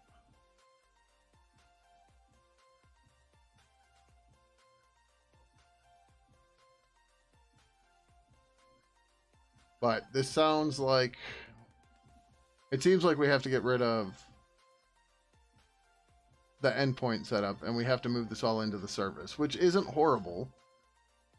But again, we don't know what interface. Well, I suppose we could put an integer for the interface and we could just store it there. What was I using before for that? Actually, do this quick.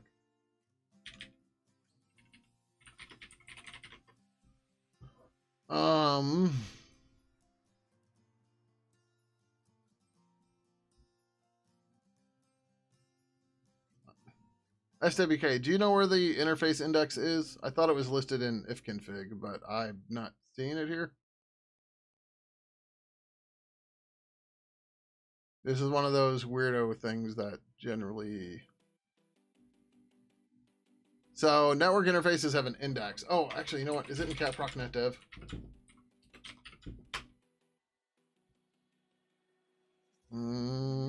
Receive, transmit. Okay. So, that's not here either. So when you're, where do I have Traversity? Is Traversity on 6 or something? No, I think Traversity is over here. Traversity. Give me 9. So when you're calling get if adders and stuff like that, you will get an index out of it. Not by that setup though. So each operating system, the interfaces are numbered numerically. No. Oh yeah. Okay. Okay. So you got the same setup I did. IPA. That's what I was thinking, but I didn't see it there.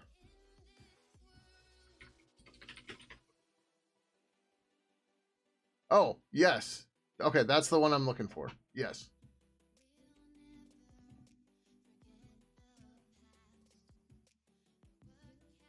So, so 0 is any interface. 1 is typically your loopback, and then 2 is generally your first NIC. I don't know why the fuck Tailscale is 4 for me, but it is. So yeah.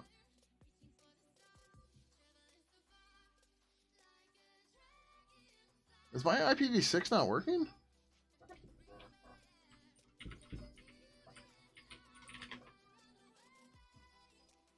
Oh, okay. My IPv6 is not working right now, which is why Pidgin 2 is not showing my IPv6 address. Because I'm like, that's a link local? 2+ is not necessarily the first NIC. Right. Okay. Yeah. Well, the first discovered NIC. Like, I think we can agree on that. The first discovered NIC. Okay. So.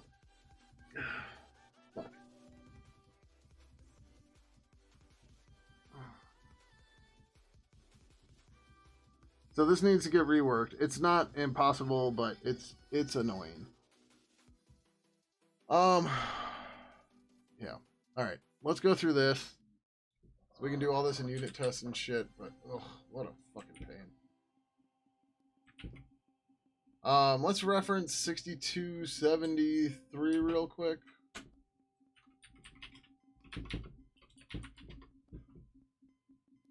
Nope. Is it 72 and 71? What the fuck? 60. What did I say? What did we just try? I got dyslexic. Okay. I want to see what they consider a service.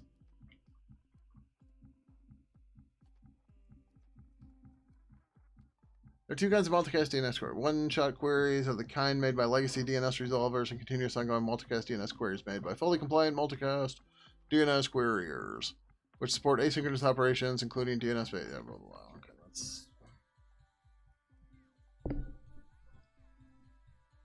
I'm looking for what you call a service.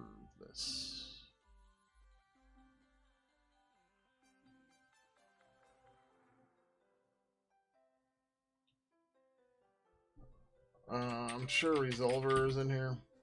Oh yeah.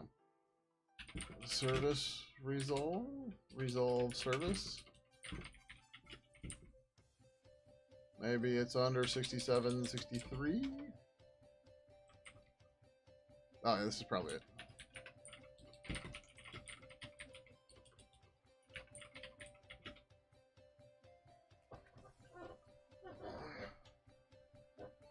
Yeah, it makes sense.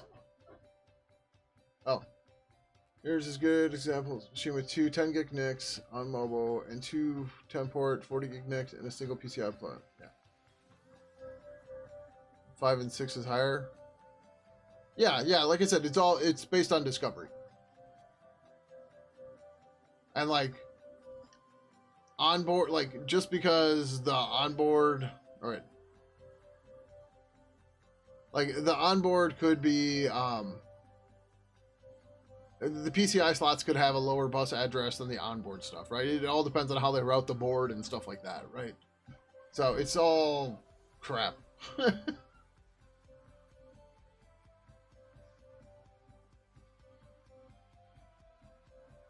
They call it service instance resolution. Instance name should be relatively persistent. If a user selects their default printer from a list of available choices today, then tomorrow they should still be able to print, whatever.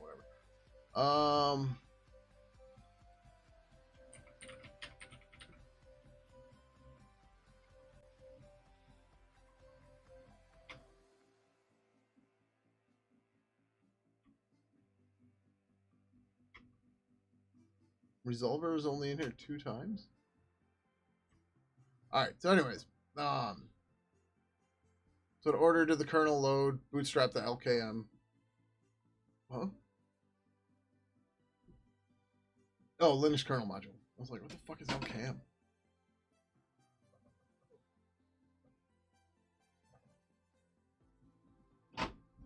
I'm like, Linux kernel mailer?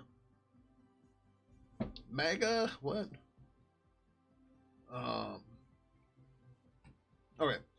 So we gotta refactor. We gotta refactor all the things. Which sucks, but it's alright. Alright. Oh, loadable kernel module? Okay. That, I mean, what about static kernel modules, though?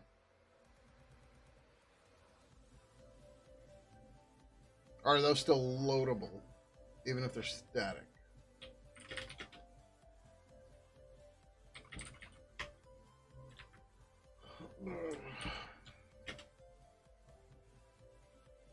They go first? Okay. I have not gotten that deep into kernel space. I try to stay the fuck out of kernel space. Oh, yeah, right. You can't unload one. Well, I mean, technically, you could bit bang it out of existence. Or, you know, you can just turn off the machine. That'll unload it. You have. Why am I not surprised? Alright, so right now, a highest service just has endpoints, and then it has the name, domain, service type. So what we need to do is, all that other crap, we need to push it into here. So... Yeah. See your driver blacklist? Oh boy. How bad is mine right now?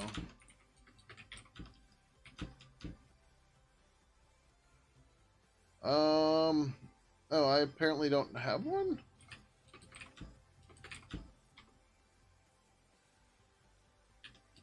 Somewhere I had a blacklist or something.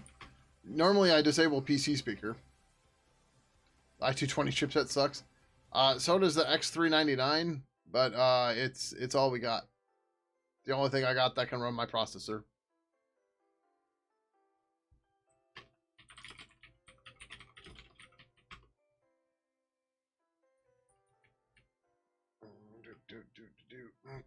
X399 AO, or however you say that, AOR US Pro. This is the only chipset that can run my processor.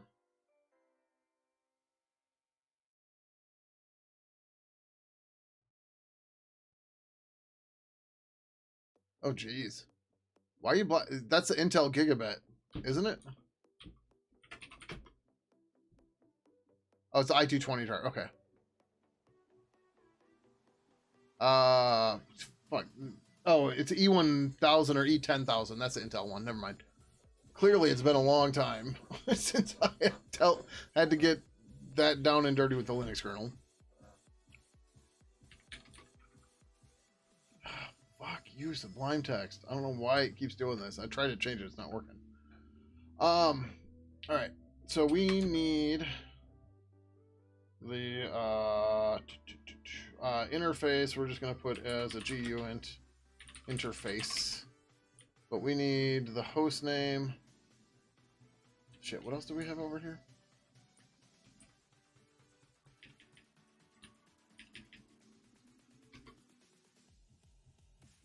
Host name, address, port.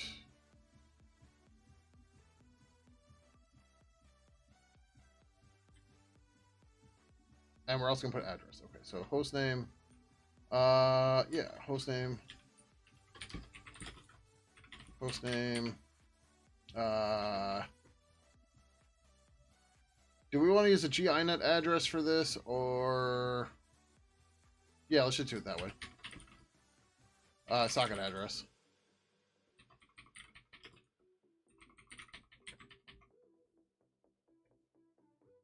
E1000 was actually one of the best chipset ever. Yeah, yeah. If names equals 0, BIOS dev names zeros. So you're setting the network interface names. You're disabling those, and then you're disabling BIOS dev names for like serial devices and shit or something. Okay, that's disabling the EMP bullshit. All right. What's the BIOS dev names then? Or are they? You need both for it. Your ethacs, yeah. Hey, whatever works for you. Oh, you need both? Okay. I'm going to share that with somebody who probably wants to know that.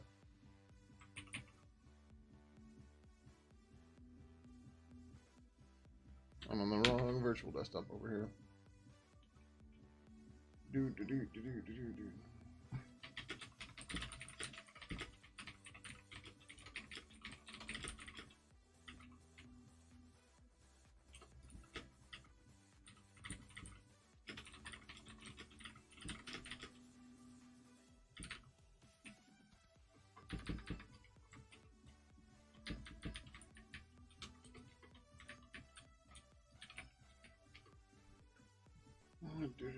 You wanted a random if you wanted random Ethernet names, you'd go back to Solaris or BSD where they name interfaces. But yeah, I fucking hated that.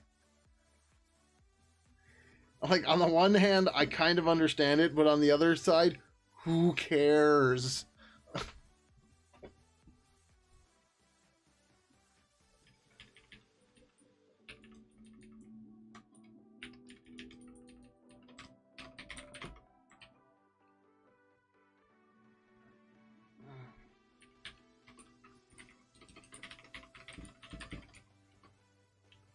Ugh.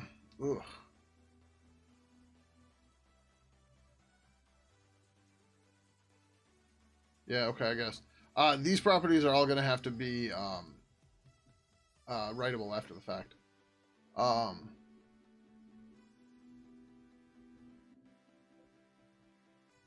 And yeah.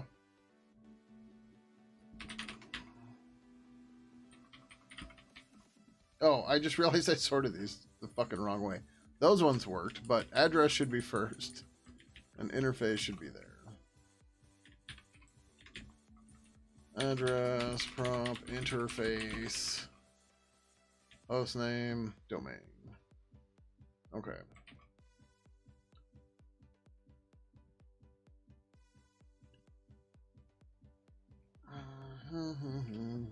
Oh, right. And then this doesn't have to do glist model anymore because it's not going to have endpoints anymore. Yay.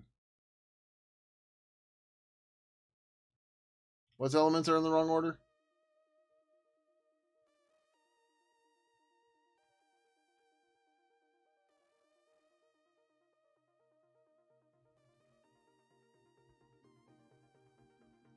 Ideally, yes, but we're not trying to struct pact. We don't care.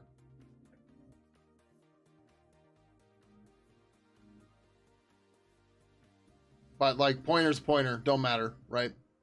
So your complaint is that GUID should be down here, but oh no, we wasted 4 bytes. I don't care. So for those of you that have no fucking idea what we're talking about, the structs are aligned. The struct members are aligned, right? So what you can do is you can do other weird, silly shit. Okay, so say I had to put some Boolean properties in here. On a 64-bit machine, we know that we're going to waste 4 bytes right here, right? Because this is going to be a 4-byte integer, an unsigned integer is going to be 4 bytes. It's fine, right? But a pointer on a 64-bit machine is going to be 8 bytes, right? These have to be aligned, which means, or so a 4-byte integer can be aligned on 4-byte boundaries, but a pointer being 8 bytes has to be aligned on an 8-byte boundary. However, I can do this, and now we didn't waste any space. But if I do this, we've now wasted 8 bytes. You stick them in whatever order they come to mind. I can afford 16 bytes of RAM. Yeah, right. So what's more fun is, so say we've got this wasted space here. What we can also do is we can say GUINT, I don't know, foo:1, GUINT foo:2, or bar:2, and then GUINT baz:1. And now what we've done is we have packed this even tighter. So this is 4 bytes, right? These 3 combined, actually, I'm messing myself up here, but it's fine. Let's do GUINT. I'm only using 4 bits when I'm thinking of bytes. Anyways, so we're still missing, or we're still, or whatever. Just do it this way. Gcar foo, or I don't know, quux, right? Okay, bam, there we go. No, whatever. I'm fucking up all the pointer math here. Whatever, fuck it, there, right? We're still wasting 4 bits now, right? But so we had 4 bytes, so we're using 3 for this one. 1 bit here, 2 bits here, 1 bit here. So now we're using 3.5. But then what what we can do? We can say GUINT QUX:4, and now we have not wasted any space in this struct. There are no gaps in it. Everything's fine. Everybody's happy. But what will happen is this will tell the compiler that this is a 1-bit variable, so it's a Boolean of minimal size, right? This is a 2-bit integer, which means it can be 0 through 4 or 0 through 3. This is 0 or 1 again, and then this is 0 through 15, right? But we don't care. We're putting them alphabetically because that's just easier for us to deal with. Developers not doing this kind of thing in their structs is why Windows requires 64 gigs of RAM to operate comfortably now. Yeah. But like, we're doing MDNS discovery. If oh no, we wasted 1 kilobyte, I'm not worried about it, right? Like, you've got to be on a huge corporate LAN with MDNS everywhere, which the IT departments wouldn't allow anyways because it would cause too much latency. But even then, you're doing an MDNS lookup. So, you know, these are the things you have to weigh, right? Too many people get dogmatic about this stuff where they're, you know, this is the one true way to do it. It's like, okay, you can decide to do that. That's fine. You can do that all the time, and you can have all this crazy code that's really hard for people to understand and grok and follow along. Or you can realize that you're never going to be in the situation where this matters, so you can skip it. Or even if you are, it's a ridiculous edge case, right? And that's, in this case, we're doing MDNS service lookups. Yeah. Like, this isn't long-term memory anything. It's, oh no, we're wasting 4 bytes per service that you find. It's service discovery. You're going to throw most of it away anyways. Who cares, right? So it's one of those things. You can get all pedantic, you can get all dogmatic about it, but it just doesn't fucking matter.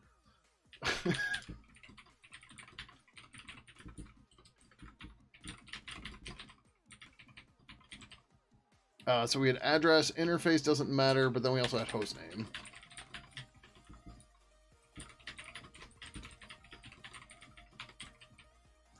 There's not too many people doing like 1 billion transactions a day. Yeah, exactly. Oh, yeah. I mean, your use case doing VoIP stuff and tons of packets going through ridiculously fast and stuff. Yeah, you have to worry about that, right? Wasting 4 bytes. I mean, okay, VoIP's not as bad as video, right? But like an extra 4 bytes per packet accounts for a couple megs in a call, right? And that's if you're doing 10,000 calls, that's up to gigabytes that you're wasting, right? It's all a scalability thing. You have to look at your use case, and there's no, you know, definitive answer, but you know this, and we're just, yeah. Yeah, we're gonna get rid of endpoints right away too. That guy's gone.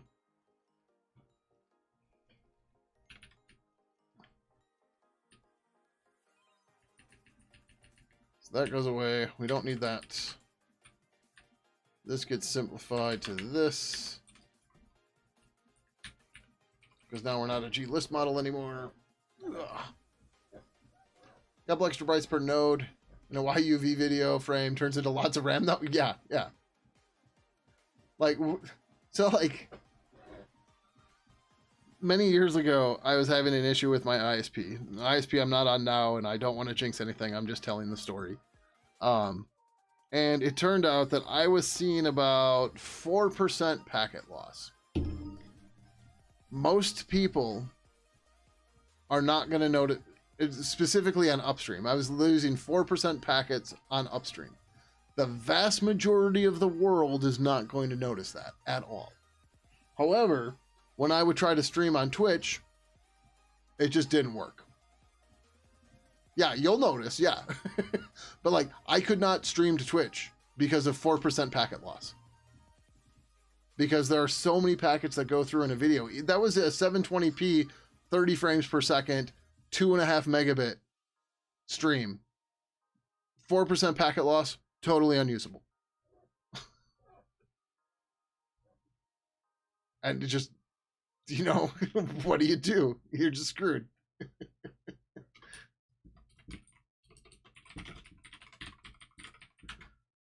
You got 3% packet loss on your inner DC WAN. Oh no.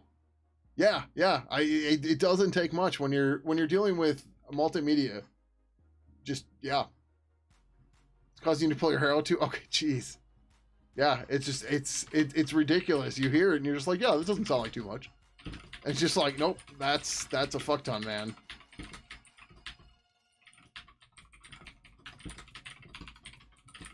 Like, people don't realize that shit, and it's just like, yep, that's a ton.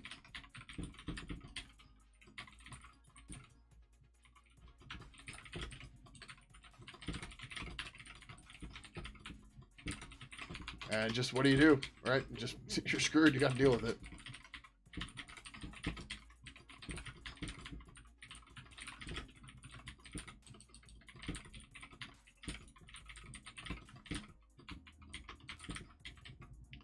Your vendor was mad. You were actually complaining about it too. Yeah, I'm sure. And we were like, dude, like, this is voice. Like, yeah, it happens.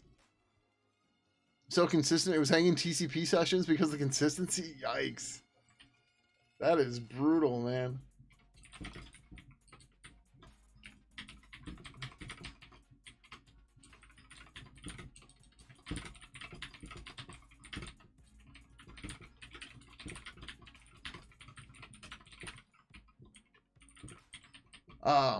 Yeah, so I don't have the packet loss monitor above me anymore, but I started putting that. The whole reason that existed was because of that ISP. Like we could watch it slowly creep up to 1%, 2%, and then it was stream dead. Then they effed up the MTUs on the backup links. Oh no.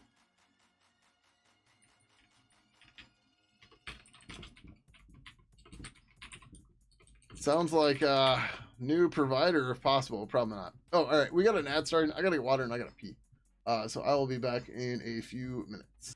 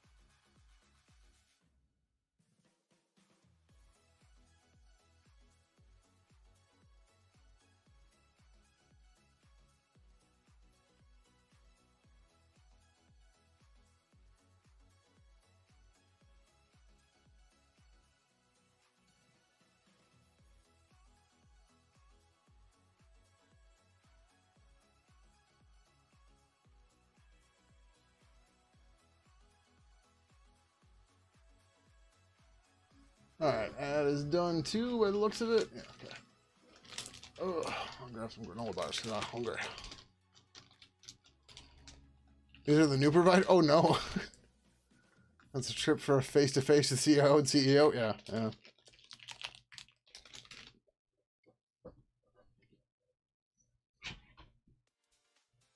So, I realized we need an interface. Or, no, we have the interface property. We need a protocol in here too. But host name.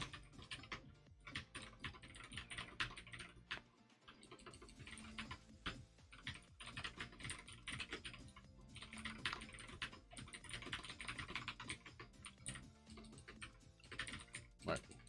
What do we all add here? Yeah, we didn't add the protocol. We're gonna have to create an enum for it too.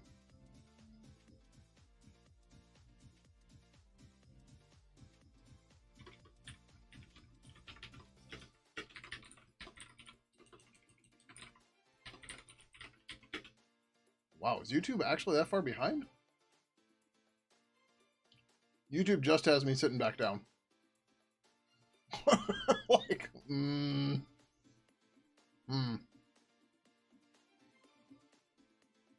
Let's see. That was a really weak clap, and it didn't make sound. Twitch just had it. YouTube, okay, YouTube's a little bit closer now. I moved the progress bar. YouTube gets weird, like, if you, like, can't see your video in the streamer side, it, like, just stops and pauses. And then, like, your playback is super far behind, and you're like, what the hell is going on?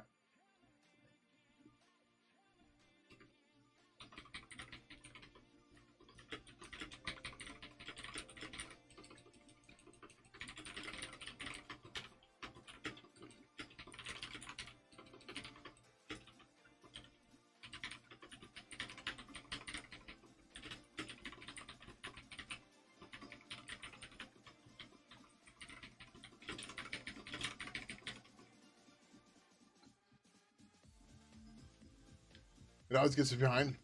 Do you stream on YouTube sometimes?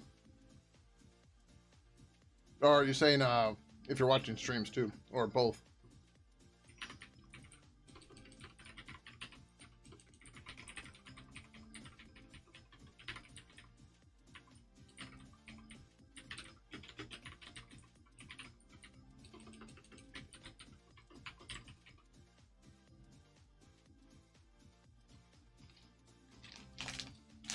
Like, normally it doesn't seem like it's too far behind, but it definitely seems... it used to happen all the time to me. Hasn't in a while.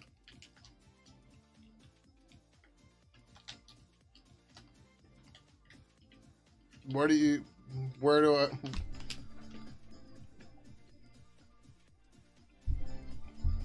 What are you talking about, Cheat Fate? Virtual live stream and YouTube playback is a fraction of seconds slower. Okay, gotcha. Where? Look at screen where it says address 8 times. Find the right one. God, streamer. Stop making such human mistakes. Fuck. I don't know why chat gets so crazy about typos. Oh no. What else do we have here? Host name.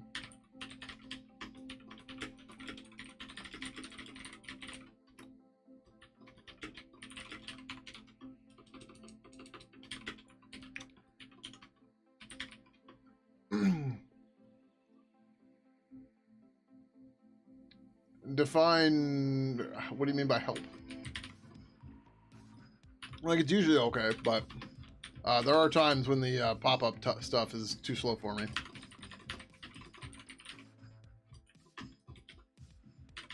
Host name, no. No, gparam, read write, gparam, static strings.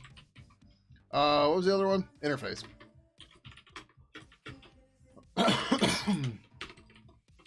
God, I can't even type higher right.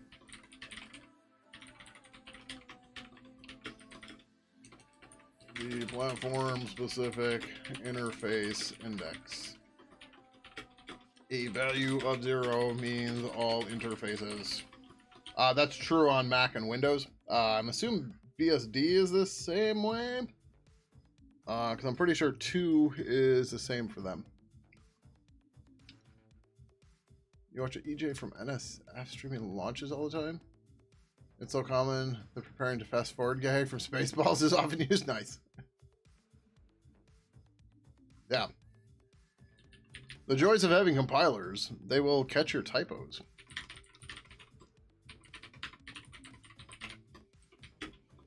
gparam spec uint interface. Oh, what am I doing? I'm doing this old school. Don't do it that way anymore.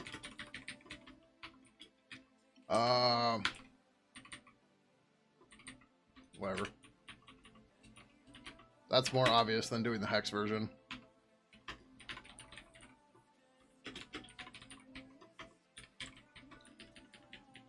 Oh, actually, I'm thinking this is a port.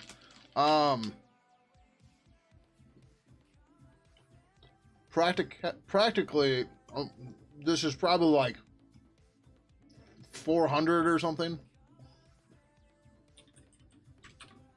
But really, G max unit 32, I think, is the value.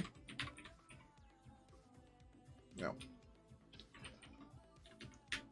I'd love to see the machine that has 4 billion nicks in it. But, sure, why not, right?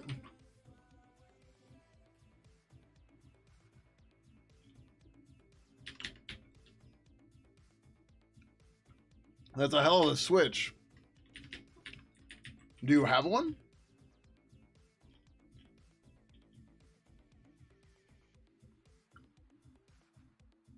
This is going to have to get a little bit more okay, or a little bit crazier, but that's okay.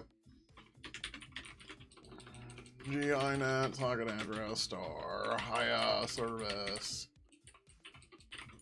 Get address, HIA service.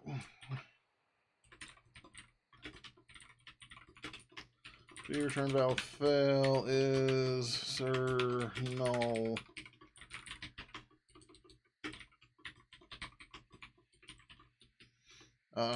Then we got host name, const car store, get host name, which yeah, we should already have it.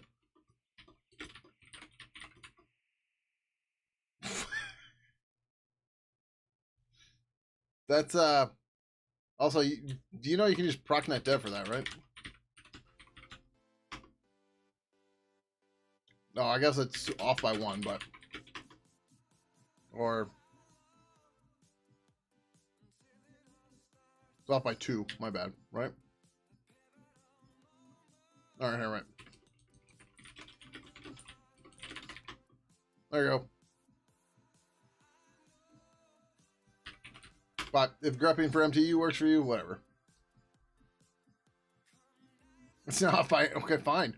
But you missed a sudo.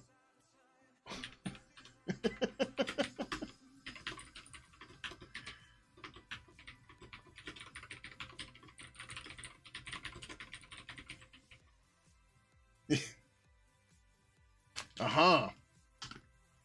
So, I mean, you're not using Ubuntu then, so then you're wrong, because you can't use root as Ubuntu.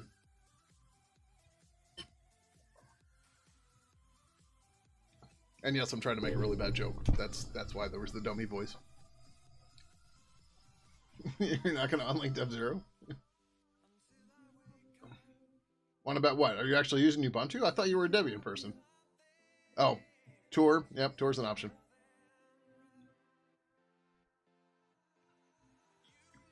Tor's the one that on FreeBSD gets bash, right? I'm pretty sure that's the case. All right, well, let's go write all the stupid prototypes for this. All right, actually, this isn't gonna work.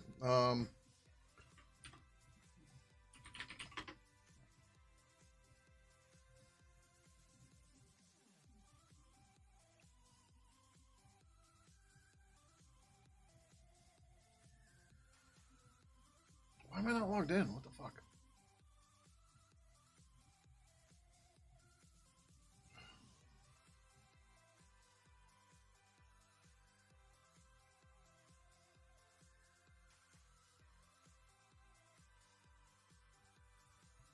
All this to fucking...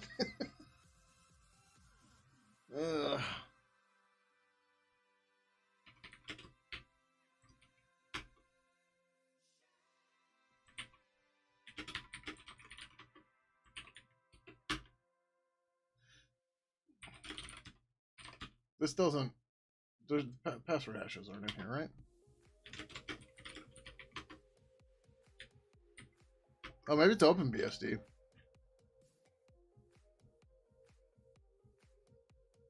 Maybe they took this out?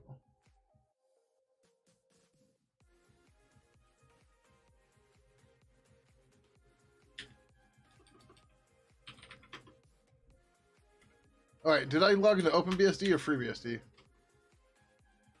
I went to OpenBSD. Reaper 05 is FreeBSD.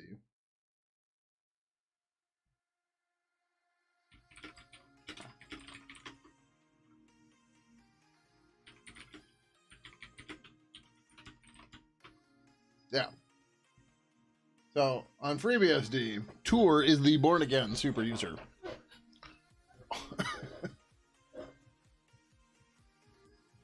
Yeah, I know.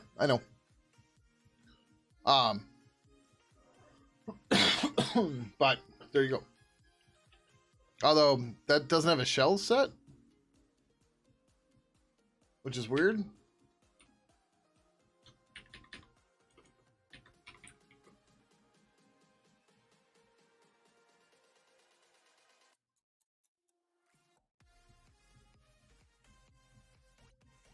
So Tour is off. Whatever. I don't know. I don't care.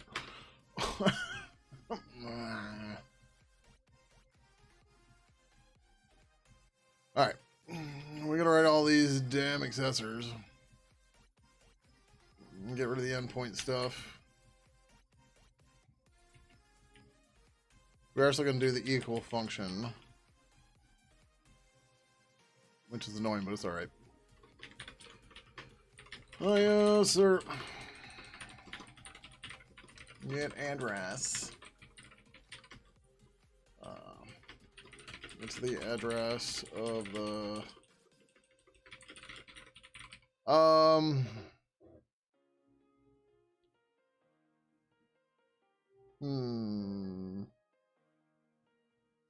we probably want a signal on this when it's resolved.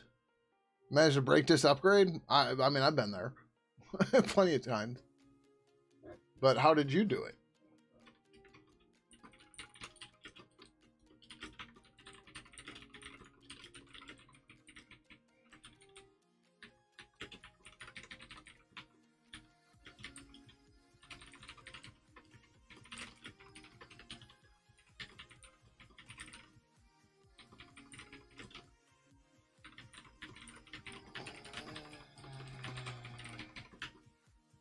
Breaking package A into packages A, B, and C. Yeah, that's a good way to do it.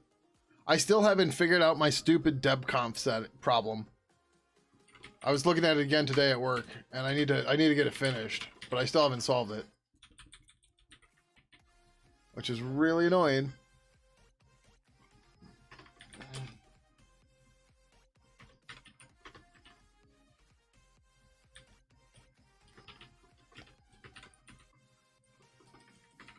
Did I get the case wrong on that? No, I got it. Okay.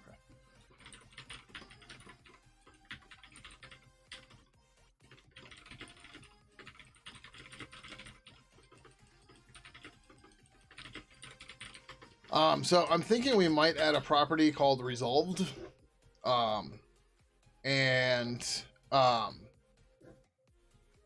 the way this works is, right, this is asynchronous, right? So first you discover the service and then you get, so you discover the service. The idea is when you're browsing MDNS stuff, right, is like you're going to look for a service and then you're going to decide which one that you want to connect to or something, right? So, yeah.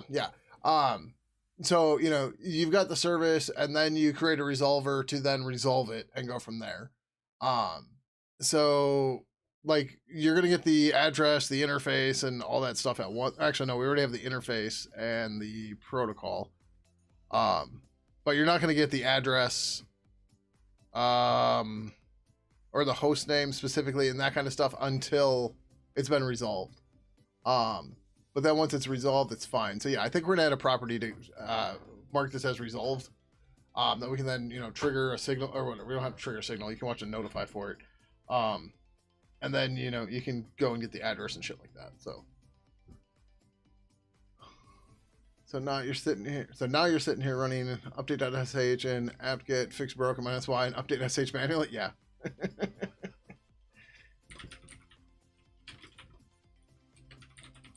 I don't have to do transfer none, but we're going to say nullable the host name. Since 0.1 available at 0.1 const car star IS service get host name IS service.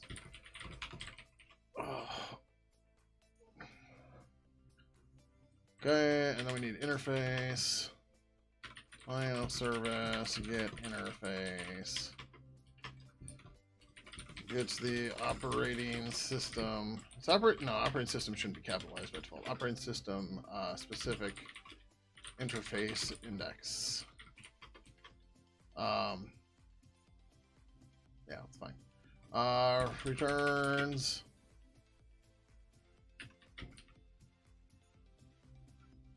The index.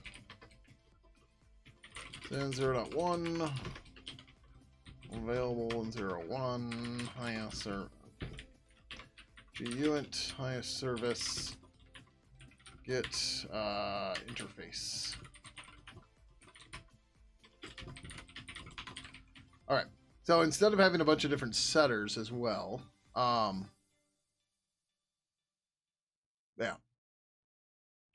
So we're gonna add another property called get resolved.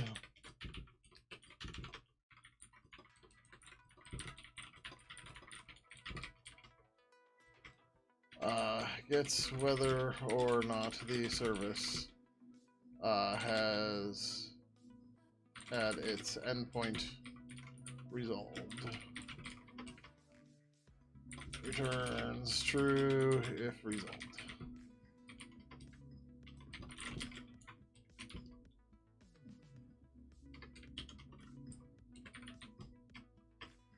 Boolean Haya service get resolved.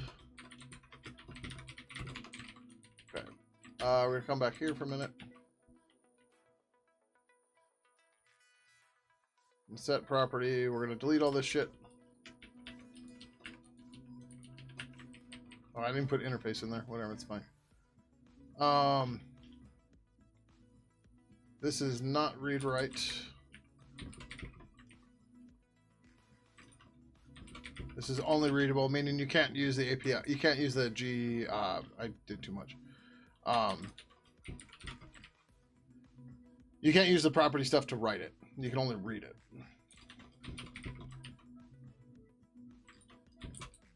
We gotta look where interface comes from. Yeah, interface and protocol. This should be read write, and construct only. The new function is going to have to get updated to take the interface, because that needs to be there.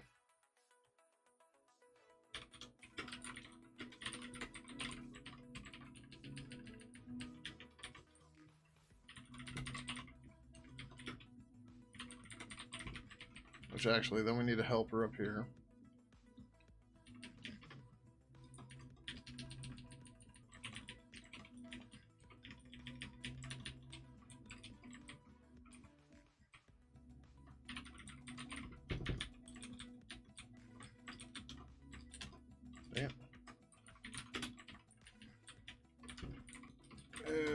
Service interface is not equal to interface service. I guess I didn't need to copy paste this because now I'm just redoing all of it.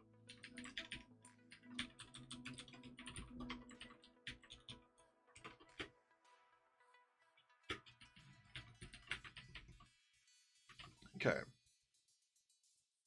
Because the interface is construct only. We still have to get the protocol in here.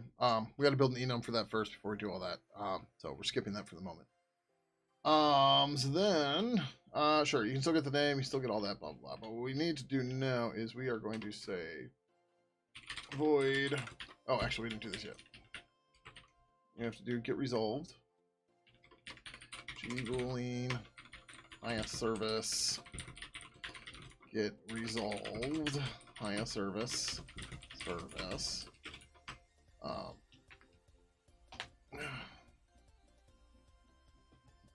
Piece of granola. Somehow missed my mouth. Are you the asshole for doing this grunt work yourself instead of giving it to the junior server admin? That bill's a much lower. I don't know. Like, you're the one paying, right? So, oh, you tell me, man.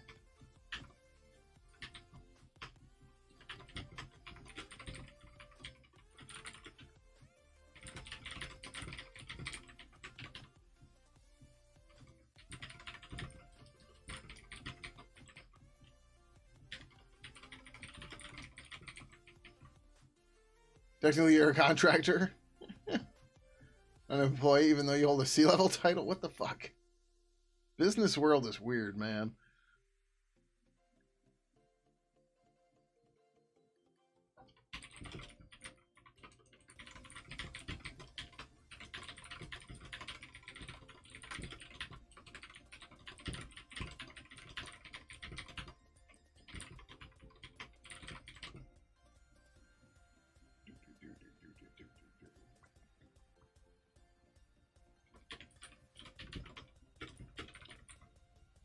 Service resolved. If I don't know.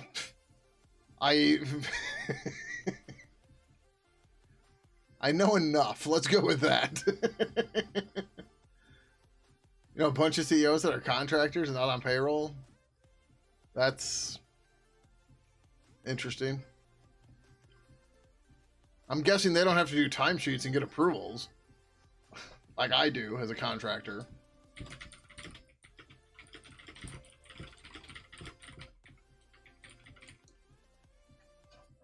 Yeah.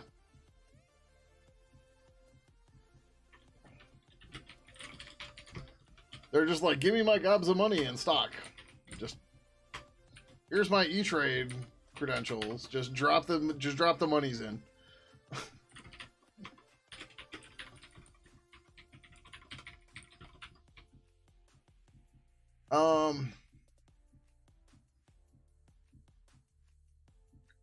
Am I over-engineering this? I feel like I'm over-engineering this.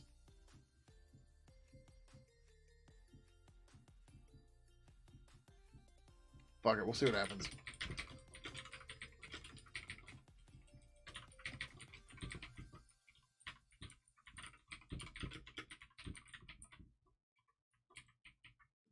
Let's say the CEO is getting paid $1 million. They'll gross up the check, so the CEO nets $1 million, and the IRS still gets to the IRS once.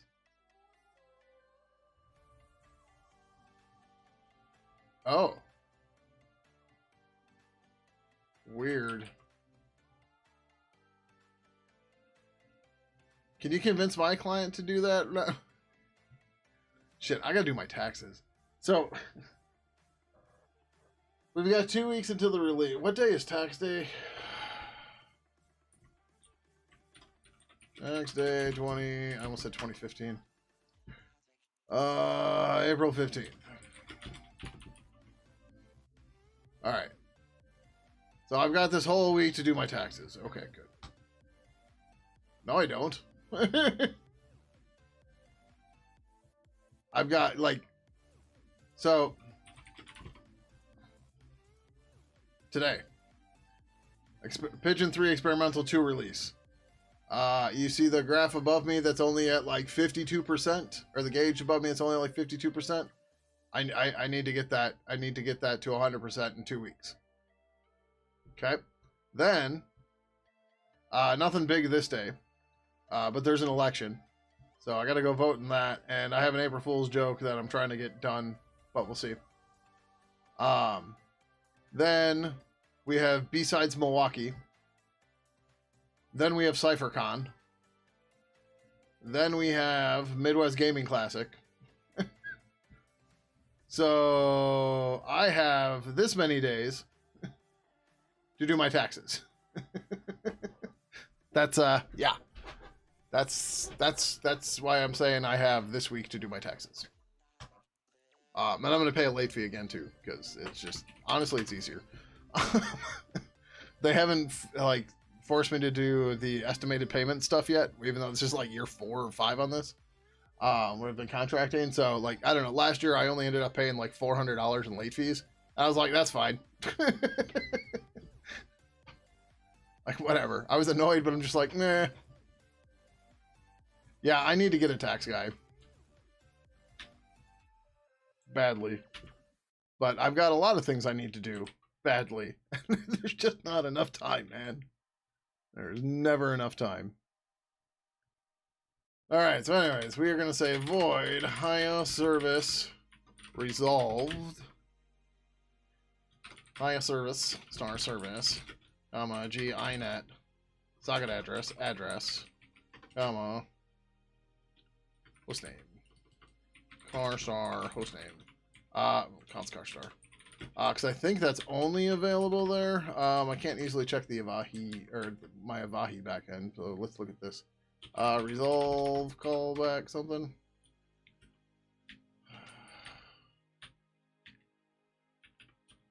Service, browse, callback. Service browser callback.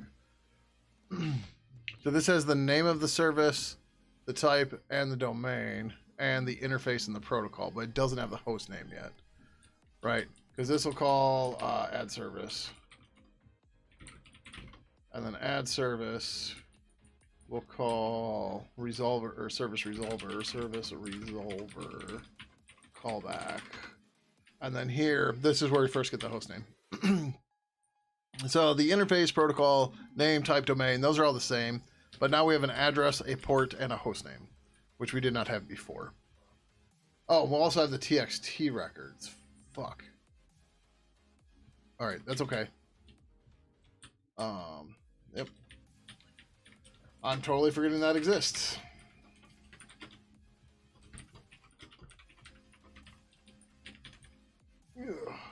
Really, you need someone to use IRS, delete from accounts where SSN equals SSN. Yeah. Hey, while you're in there, if you can add me to that too, I would greatly appreciate it.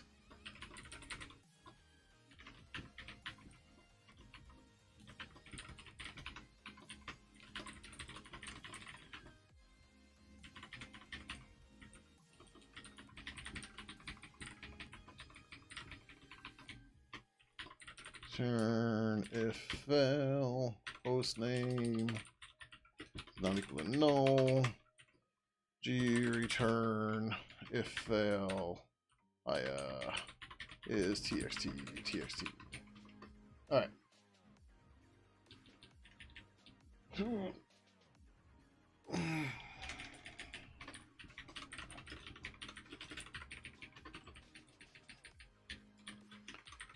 G equals G object service G object freeze notify. So all these are properties on the object, and there is a notify signal on G object that will get emitted whenever a property is changed. So when you're changing multiple properties at once, you freeze notification until you've changed all the properties, and then you thaw it so that the state is maintained across the whole thing.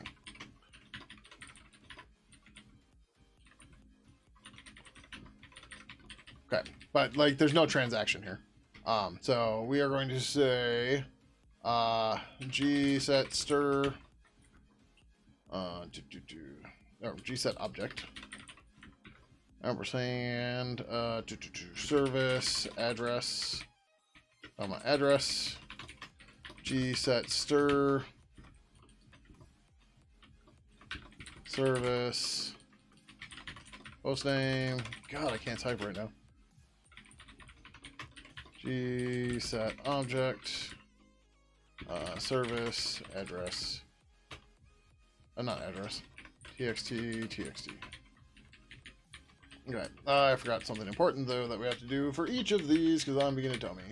G object notify by pspec properties prop address.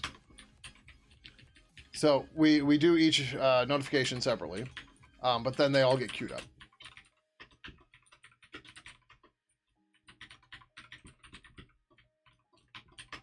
And again, we're putting everything, we're forcing the backends to put everything into a GINet socket address because that's just easier for everybody else to work with.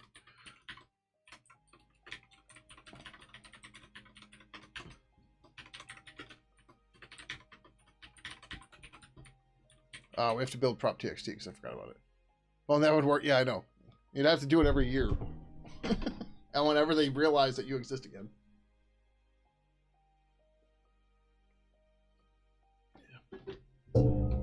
I wonder if you can get Incogni to do it for you.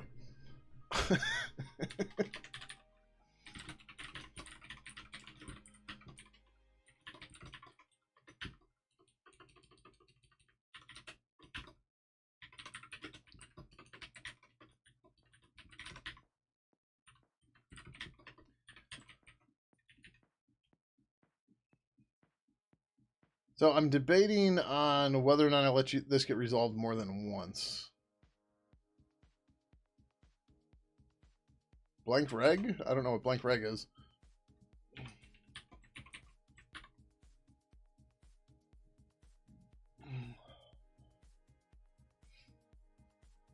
You know, now that I think about this,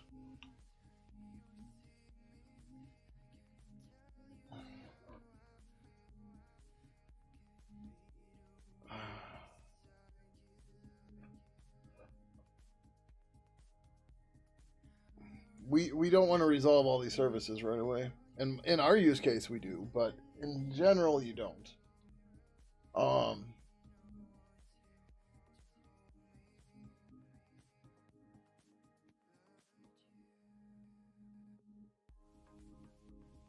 You know, I've never watched Max Headroom.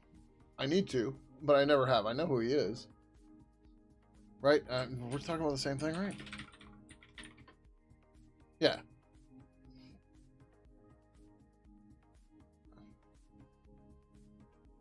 How's it going, Engineering Love? Welcome, welcome. How you doing? This is not Go. Not the Go programming language.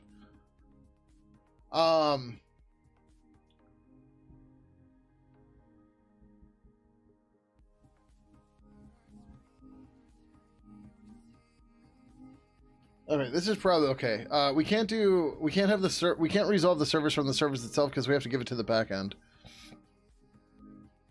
But that's okay.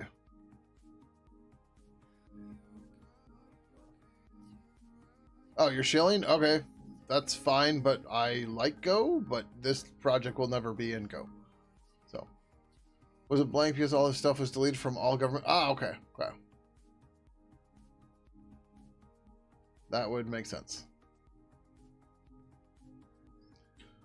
Also, coming to a random stream and first time chatting to shill a programming language is a good way to get timed out.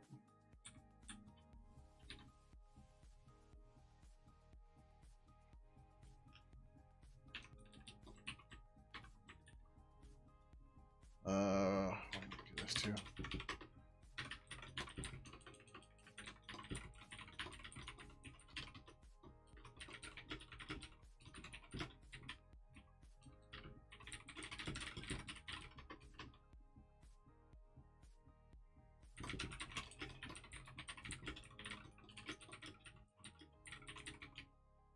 Oh, this can be null.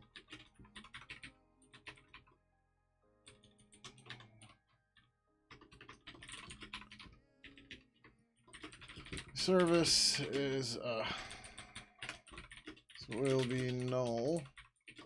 The service hasn't been resolved.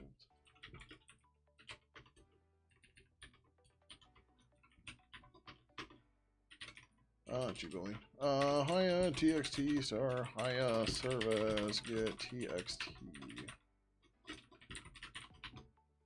C or C++? C. Any external dependencies? Lots.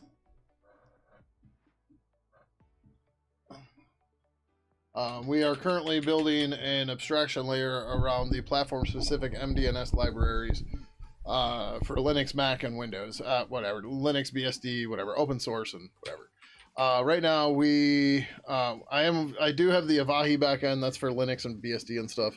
I do have it started, but I ran into a design issue, so I have to fix it. Someone wanted to know where all the fixers are going into this packages I was rolling out, so I sent them a link to the commit log. Oh boy. Get TXT. Okay.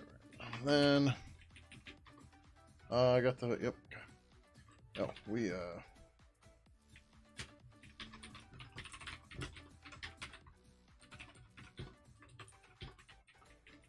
and we need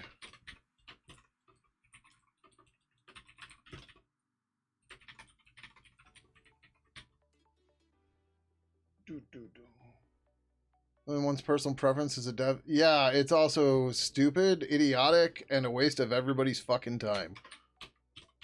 Which is why it's usually a preference of junior devs. But that's just in my experience.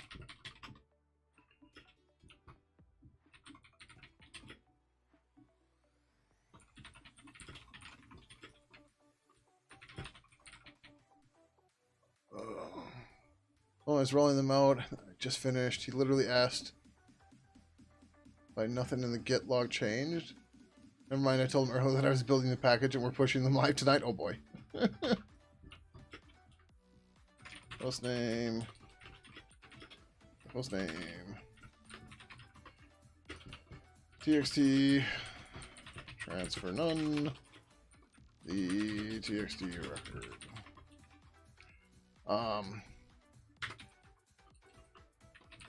Marks the service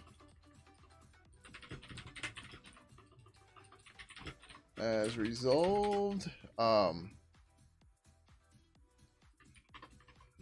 This is called by the backends when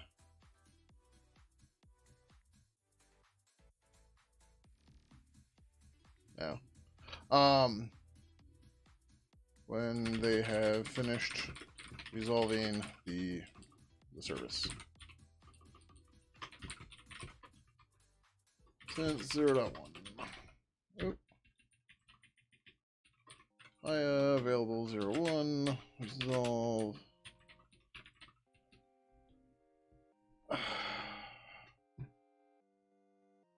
Guys, you gotta tell me what line, man.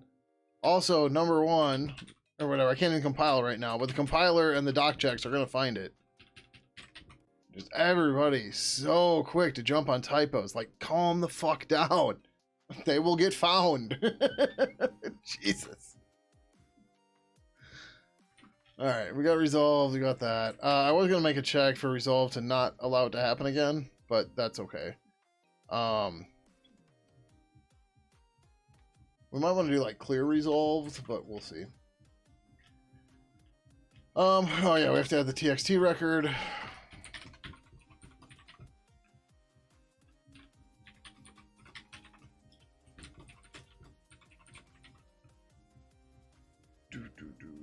Oh, that needs to be added down. Oh, no, we already did it here. Yep. Okay. Need to put it in the Git. Oh, we need to put it in here.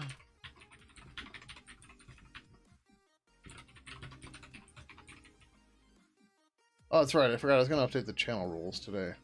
I totally forgot. For stuff like calm the fuck down on typos.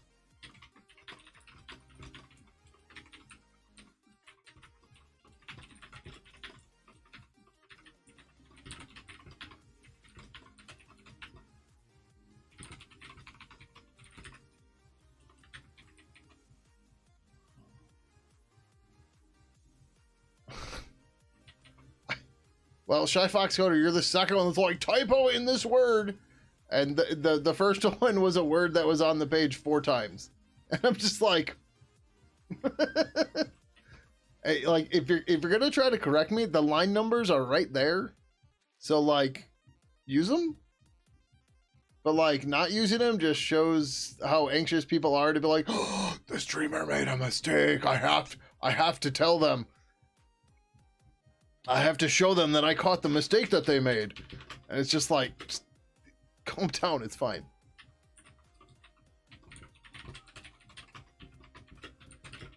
TXT record for the service.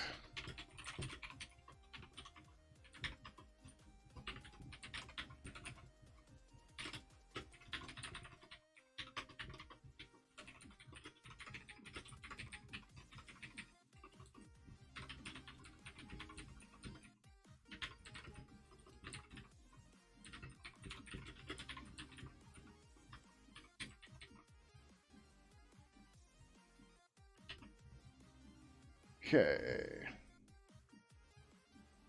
Oh god, we're gonna. Oh, that equal function is gonna get fucking stupid. Oh, actually no, the equal. No, this is fine. So then, if highest service get actually, what the fuck was I doing when I wrote this?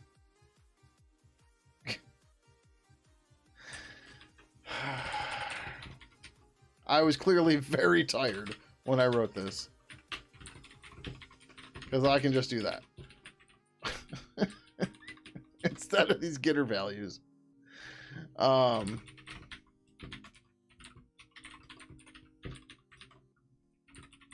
I did say I've been busting my ass trying to get this done. Right? That's my excuse. And we're going to go with that one. But wait, this made it past review, too. Come on. I'm just kidding. Stuff gets past review all the time. It's not a big deal.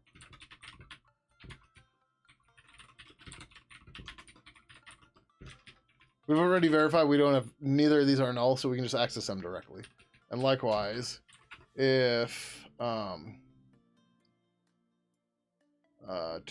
service 1 interface is not equal to service 2 interface. I spelled interface wrong both times.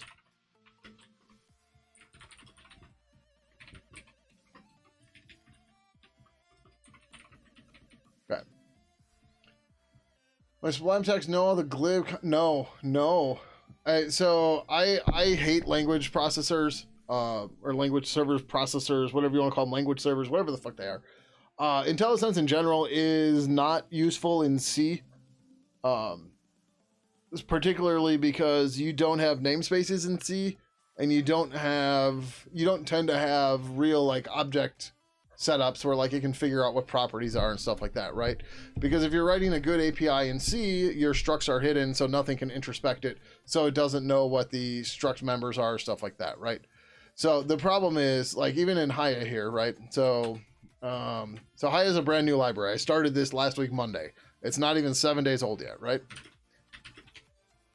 My first commit. Why is... Oh, because I did dot. So my first commit on Haya, initial revision was March 10th, right? It's a little over a week old. But if we go into the source directory... Actually, we could have stayed there. And we, I don't know, let's just say grep haya underscore star.h. Let's ignore version. I don't have a good way to check this at the beginning of the line. Oh, we can do it this way. So let's look for /star or /star, no, space star haya. Right, so this would be our doc comments. Right, so what? Oh, because the star got interpreted. Okay, so these are our doc comments, right? So already I have 34 symbols here that are all going to start Haya, right? So if I had a language server processor, language, whatever the fuck it's called, the second I start typing Haya, I'm going to get 34 results, right? That's not a lot to go through, but for, you know, so Haya is being built for Pidgin 3. And if we run the same command on Pidgin 3, oh, we'll start in lib purple, right? What the fuck did I do? Grep star purple. Oh, I didn't escape it. Star.h 5 to WC minus L. There's no, ironically, 999 symbols in Pidgin 3, right? It's not going to work for me, right? So instead, Sublime Text has a built-in method where everything that'll pop up in the completion menu, number one, it does a fuzzy match. So it doesn't matter quite what I type, as long as it's unique, right? So for right here, I could say something like, hi, serve, name. And then, okay, so if I go back here and I put a G in, and now I've got those two options, right? But with Sublime Text, the way I have some Sublime Text configured, which is the way it is by default, at least it used to be the default, I don't know if it's changed. It'll only, the stuff that appears in this menu is only symbol names that it's found in this file. So that means I have to type it once, and then after that I can fuzzy match complete, it's fine. I don't know what the hell pimple is. Aside from things that kids get all over their faces. And their butts.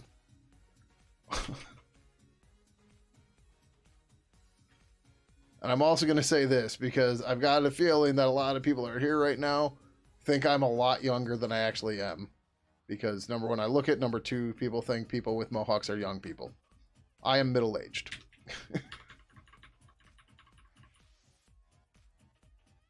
Yeah. I am middle-aged. I am past the halfway point of my life. Average life expectancy for males in my family is like 75 or so. I am past the halfway point.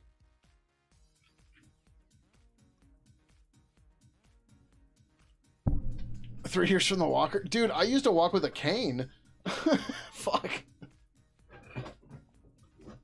You see this cane handle? This cane has seen some action, man. Or you can't get a good... Maybe it'll be better on the overhead.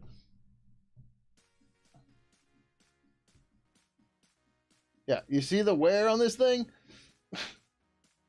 For 5 years of my life, I struggled with chronic pain.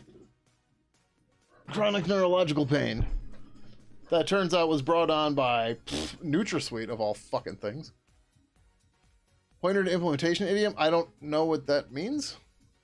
But, so, all the stuff we're doing is built on top of Glib. Glib is the library at the very bottom of the GNOME stack.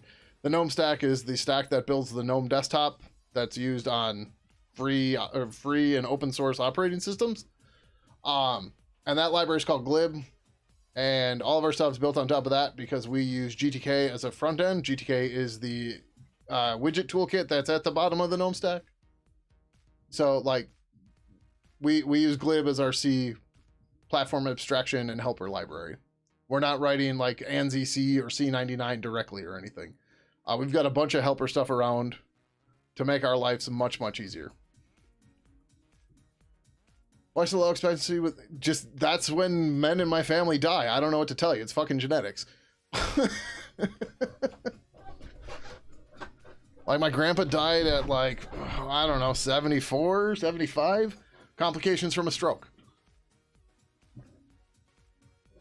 Was NutraSweet supposed to be a pesticide? I don't know. It started out giving me neurological pain. Now it gives me neurological pain and complex migraines. So yeah. Maybe more common. Yeah, I don't know shit about modern C++ at all. They keep pissing off their part. I mean, that's possible too.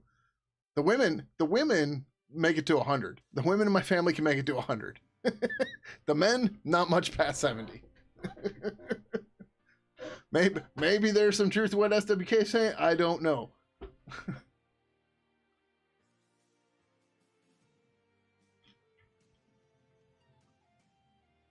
My name, interface, blah, blah, blah, blah. All right, I think we're mostly done. What? We still have to do the IP interface thing. Or the protocol. Okay, yeah. We got a million things that are broke. That's fine. 97. Nope, that's right. Why is that broken, though? That shouldn't be broken. Yep, that's all fine. That's fine. Unknown type, name, highest service. Did you mean highest service? Let's see, 97.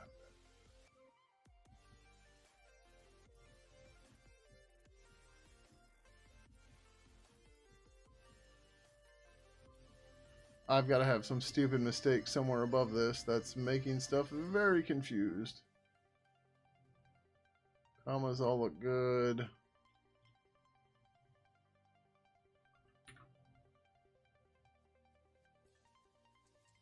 Oh, we should be able to do this too right away. This might help, but might not. So endpoint's going to go away. It's going to die. Design was wrong. Oh no, what are you going to do?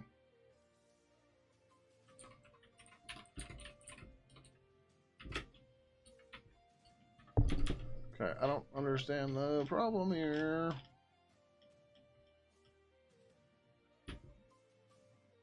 Oh, endpoint can get out of here.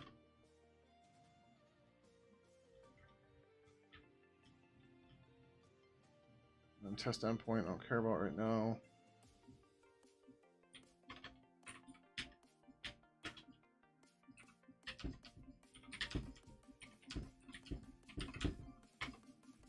Alright, just focus on this file. This unknown type name highest service. That's not...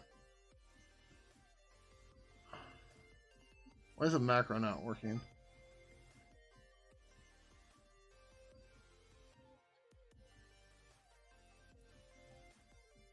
Do we not have glib object? Is that the problem? No, we do.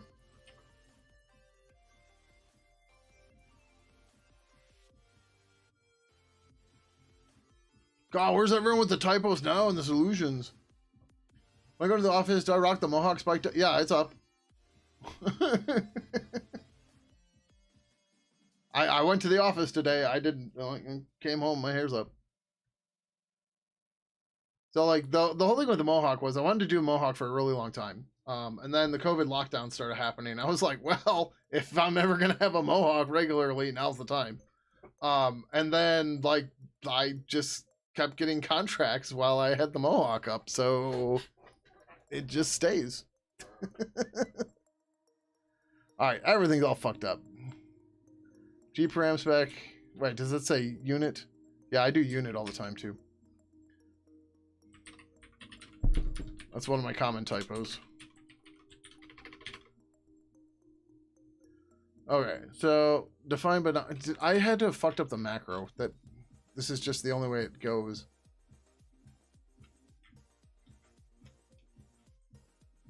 Oh, that'll do it. And now all the problems are solved. Not all of them, but yeah. 174.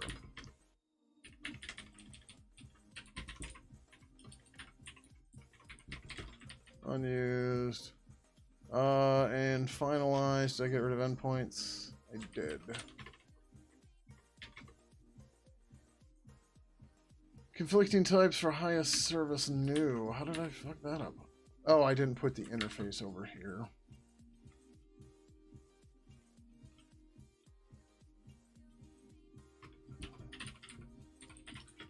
The OS, the operating system specific interface index.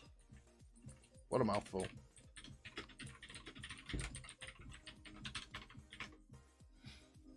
All right, set interface defined but not used. Yeah, because we don't need a setter. Oh no, yeah we do. I didn't wire it up. That's my bad.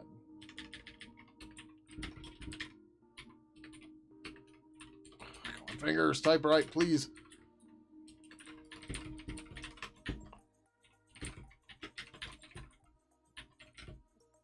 G value get uint value break.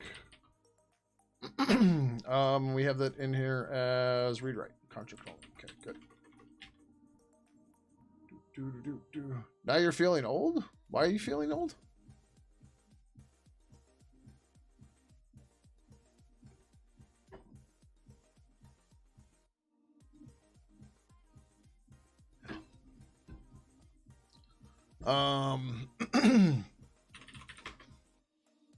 All right, test service is gonna. Oh, we got to test slash Mason build endpoint. While we're here.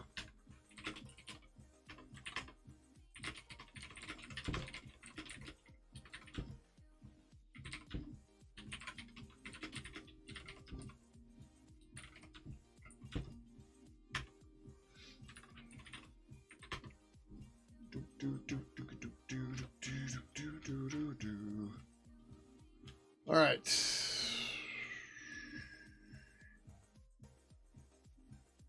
Did I not implement get.txt? We put a prototype in. Yeah, we didn't implement it. Whoops.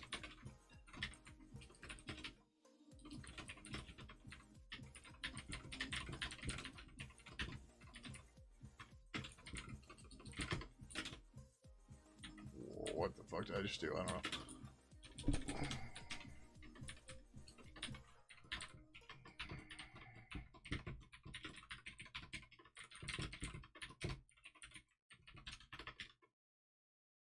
Time is fading away. Yeah, that's fair.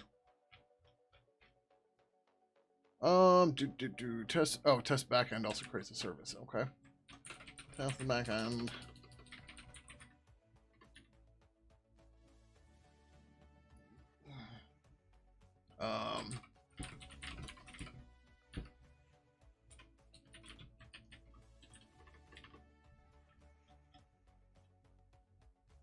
High service get interface.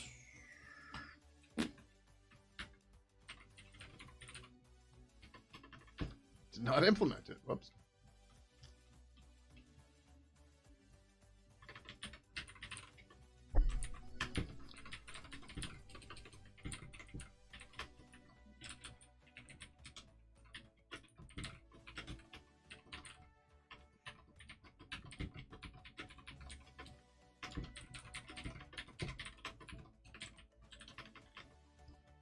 Okay.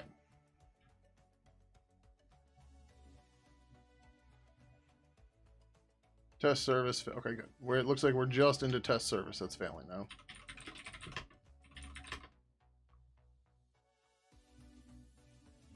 Keep rejecting PR for a patch set because it's done the most backwards way possible. It just got pushed to you again. Code review. Commit 72.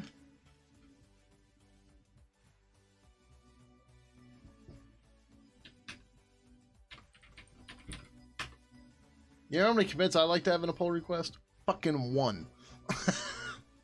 And this isn't like a, oh, you got to be bisectable thing or anything. It's just break your shit up into pieces. Right? Don't put all that on the reviewers, because then the reviewers have to spend so much time on it.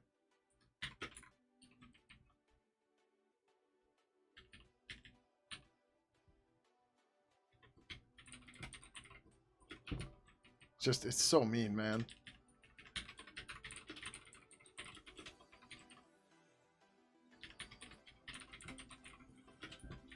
Like, I don't know. I like to give my reviewers a chance to, like, do other shit rather than have to, you know, spend hours on my pull request.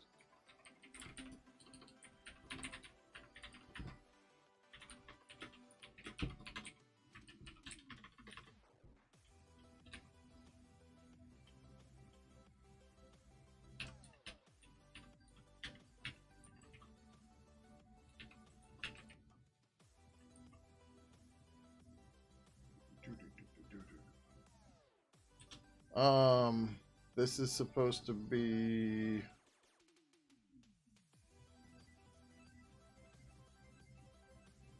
Oh, right, okay, yep. We'll set this to 1.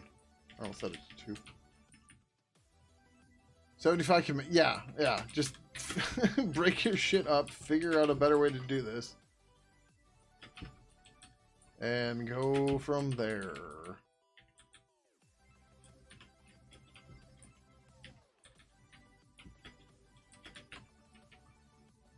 It gets worse?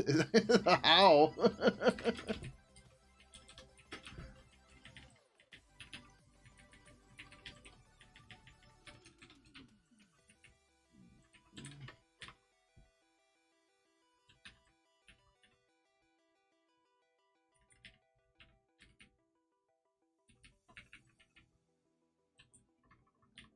That's a package end patch for a web UI update.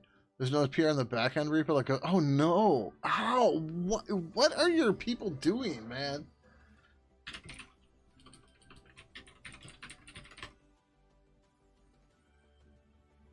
Nope. Yep. We are not going to pass Gia's list model anymore. Hey, look, unit test catching broken code. They're wondering why they're fired and just don't know it yet. Yikes. Like, I had to do some cleanup commits in our salt repository today. I felt bad doing it, but it's just like, dude, trying to like clean this out sucks. And yep, it's my fault. Should have committed it right away. Got busy with other things because I was putting fires out, right? And like, that's the DevOps struggle, right? But like, it was like 4 files in the cleanup commit. It's just like, unwinding this is going to suck. And I got other shit I need to do. So, and I'm the only one that uses the repo, so who cares? What does a 100 commit patch set add? 2 text fields and 1 checkbox. Ladies and gentlemen, modern day web development. That's going to take over the world.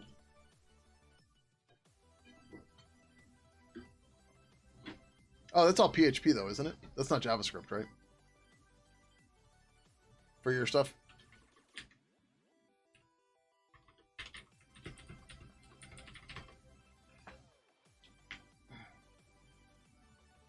Oh. All right.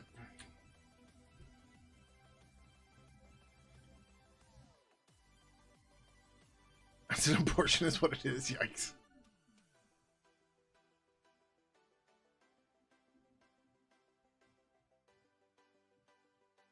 All right. So we have to create an enum real quick for the protocol. I'm not sure where I want to put that. Like it kind of makes sense to have it in service, but we could just put it in its own file. Do we have any other enum headers right now? Mason.build.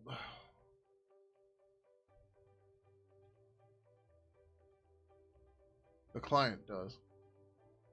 I think we're just gonna put it in protocol.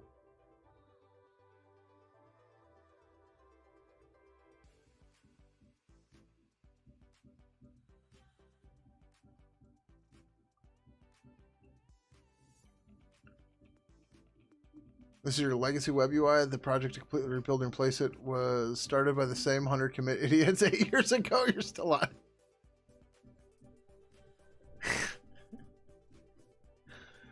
So I had a completely separate group to greenfield it? Okay.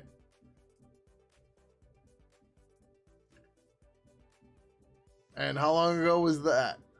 And is it actually gonna maybe happen or not? Backend API is nearly complete and is directly usable without the web UI. Oh, nice, nice. Is it using Swagger? Fucking hate Swagger. 9 months ago? Yeah, it's not so bad.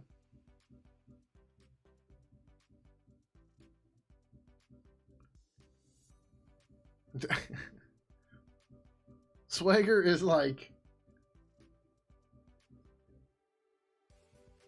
I mean, it's cool that it exists. But, like, it's so just gross.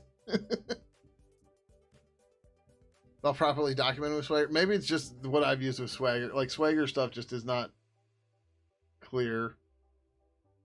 It's like, here's a bunch of controllers and their endpoints. What they do? I don't know. You got to look at everything and figure it out. It's just like, bro, can you put some example code somewhere? And like, don't get me started on the Swagger generated client or language bindings. Oh my God. Like, so we use Thingsboard at work, and I was using their Swagger generated Python bindings. And then I replaced it with requests because that worked better. Just like, what? Huh? I thought the entire purpose of Swagger was to make this part easier. But apparently not. All right, we're just going to look at client.h. We're going to copy this whole thing. We're going to do this. We're going to delete everything except the enum, which is right there. Like I said, everything but the enum. We need the version. Hiya protocol.h. Hiya protocol. Protocol IPv4. I don't know what I actually want to put in the texture yet. What does Avahi use here? Oh, they use -1. Do I want to make this enum negative?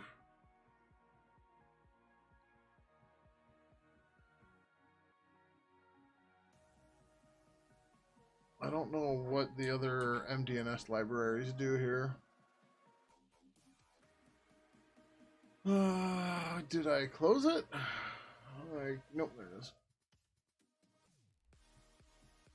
Services encapsulates the instance of service that uses DNS service discovery collection service watcher.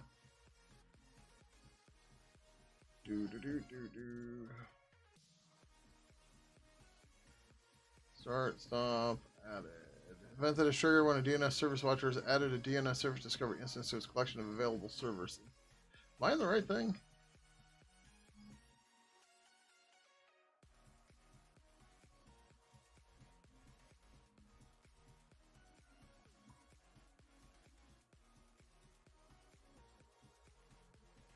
This sounds like published, doesn't it? But maybe not. Let's finish enumerating all available DNS server. Okay, well, I guess not.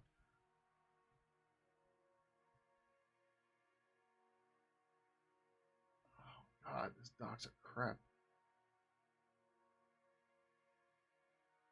Oh, how the fuck am I in the C# API? How do I go to a different language?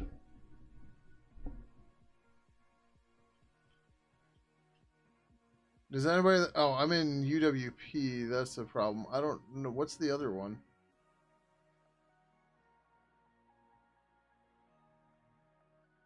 Like, how do I change the language? Does anybody know how the fuck to use this? Oh, hey. Yeah. There we go. Much better.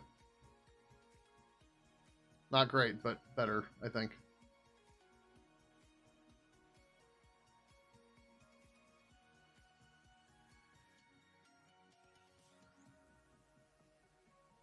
JavaScript to Windows APIs? Oof.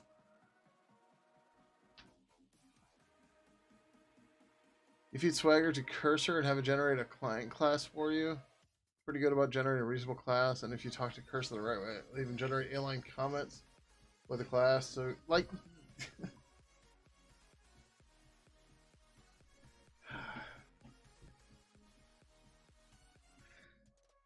All you're telling me is that Swagger sucks. It can't even do what it was meant to do. And the only way to fix it is by having a shitty AI fix the problem that Swagger couldn't fix on their own. And they set out to do.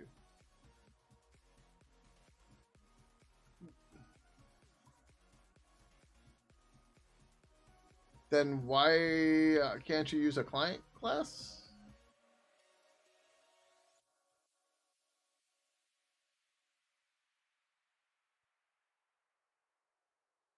Oh, you know, the add event thing here might be the problem.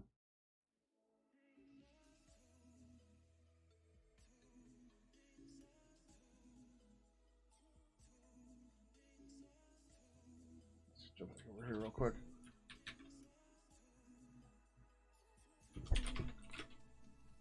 I'm in my rows. I want, yeah, this one.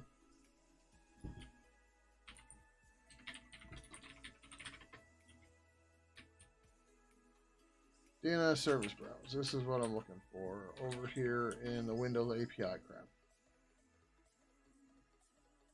Crap, what was the name? Was it DNS SD Service Watcher?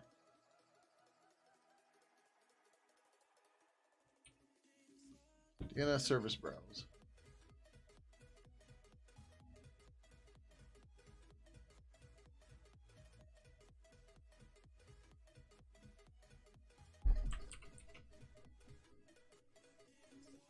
I declared WinDNS at H header. For example, 132 for announcing and discovering services are DNS register and DNS browse. Service browse. Okay, I don't know. This one doesn't have a language choice, but okay, whatever. Yeah, okay, this is 132 API versus the UWP. Okay, whatever. Swagger's just glorified Markdown. Do you remember, fuck, what's it called? I just had it. Ramel? I think it was Ramel. It was like Rest YAML or something. It was really something.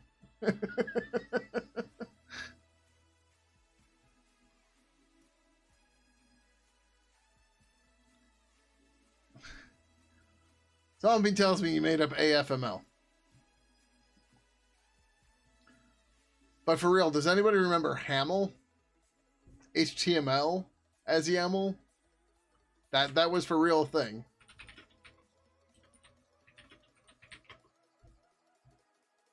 It even has a fucking Wikipedia page.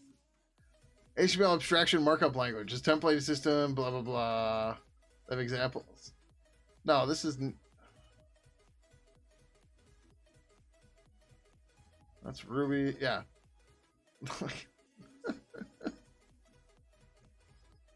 Yep.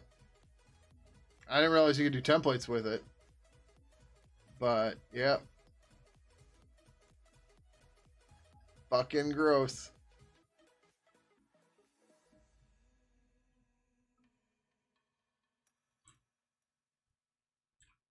That said, I need to find an open source REST client.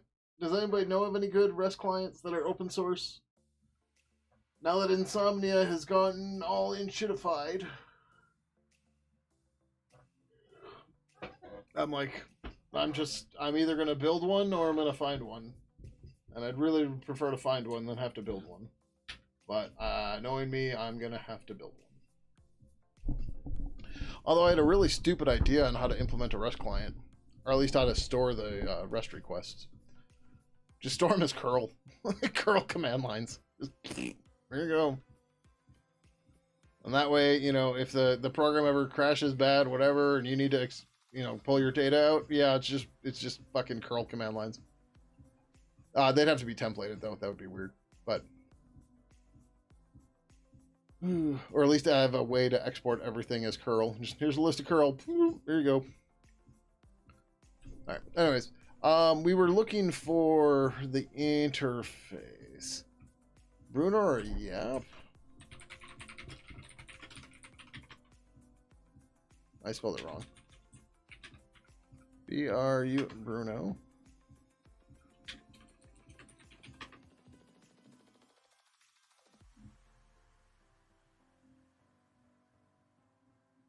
It does not look like they are in Debian. Also, how's it going, Koros? Welcome, welcome. How you been?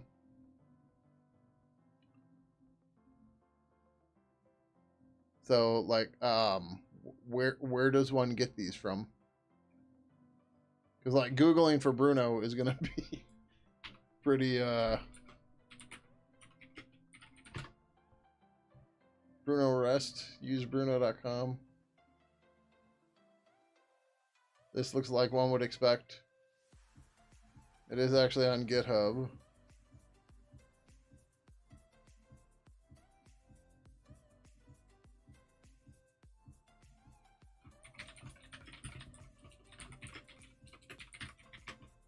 Like, I'd really rather not go this route, though. Okay, so Bruno's here. What did you say? Yep.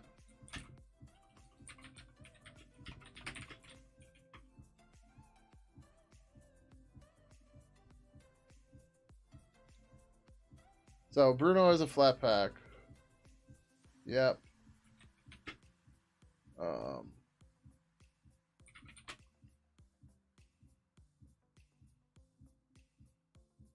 You sure it's Yep? I see Yep, mobile app for conference teams training.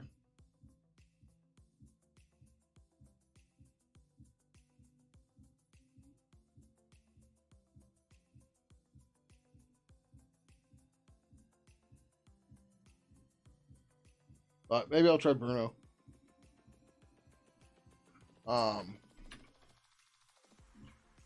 But yeah, I don't know. I've gotten really, like, I don't want to pull in another Electron app if I can avoid it, or Tari app, or whatever. Like, just no reason why this can't be a GTK app.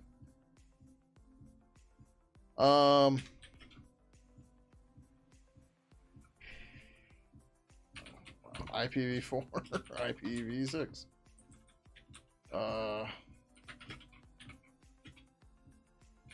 All is being used. Sure.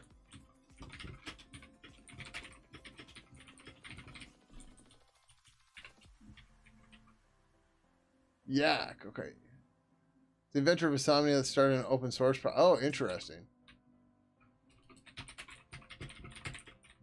So are they going to sell this one too? And then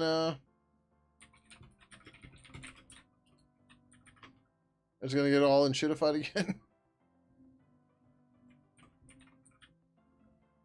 It's 2As, 2As. I'm doing 2Ks.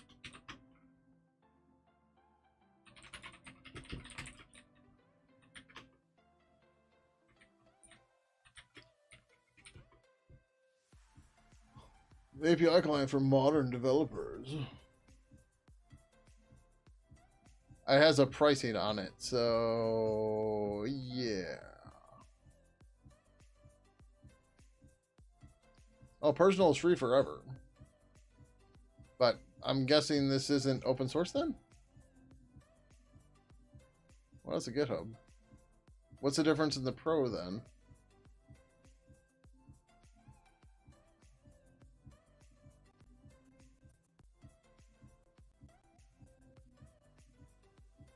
It looks a lot like Insomnia, though. That's for sure. Huh. like, what's the deal with the pricing though? Still, commercial use, support ongoing development, perpetual fallback license, private email support. Oh, so support basically. Oh, and you can use it for commercial stuff. Okay. And based on yeah. No, I'm not trying to blame him. It just normally it's like open core or something like that. But it doesn't look like it's open core. Just he's saying you can't use it for commercial use. But what's the license on that? I don't know that he can actually. I'm sorry, I'm assuming gender here, and I shouldn't be. The license is MIT, but they're okay. I mean, I suppose MIT will let you do that, but okay. Oh, and it is Tori, of course, because of course it is. Yeah, it's fine. It's fine. Just there's nothing in his license that forces people to follow the terms. Right. No, I'm not saying you shouldn't contribute, right? I mean, I have no problem with even proprietary software, right? It's just, REST clients keep rug pulling. So it's a matter of, I'd rather see something that is 100% open source, right? And like, doesn't look like everything else kind of thing, right? And like, I'm not trying to, fault him or anything. I personally would just rather see a REST client that is literally 100% open source. And like using Qt or GTK and not, doing web client shit for or web requests.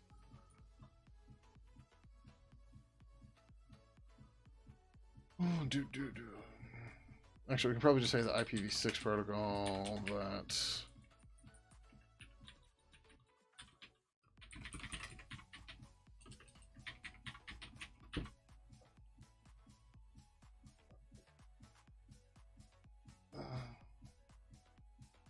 Those two that have the less bloat. Yeah, I gotcha. Yeah. I mean, it's not even the bloatedness of them. It's just like, so back in the day, I used to use Postman, right? Because just like everybody did, it was the only thing that was around. And then Postman got all weird and rug pulled and went proprietary or something, or like cloud based or something, right? I don't remember specifically. But then I found Insomnia, and Insomnia was really cool for a while, and it worked well, and blah blah blah. And then they rug pulled and made it all proprietary, subscription based, blah blah blah. And it's just like, why? Like, can we just like get like a basic desktop app or REST client that's like, fully open source and in the Linux distros kind of thing? Right? Like, can we just stop playing this game? Because I'm really getting tired of it, and it's really annoying.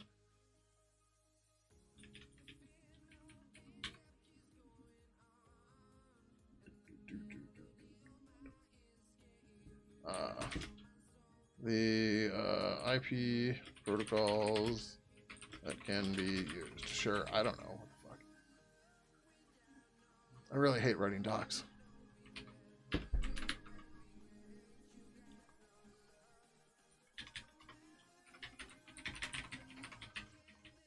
And again, I got no shade towards any of these REST clients, anything. It's just, fool me once, shame on you. Fool me twice, shame on me. Trying to fool me a third time, I'm just like, yeah, right? It's like,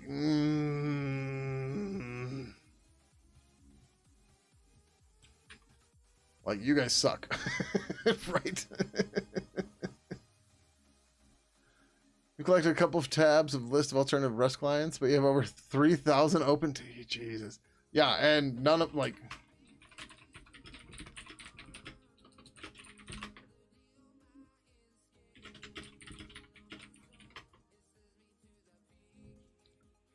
Like, there's not any that are actually like a Linux desktop app.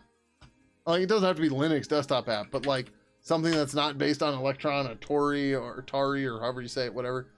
It's just like, dude, this sucks. Like, can we not do this maybe?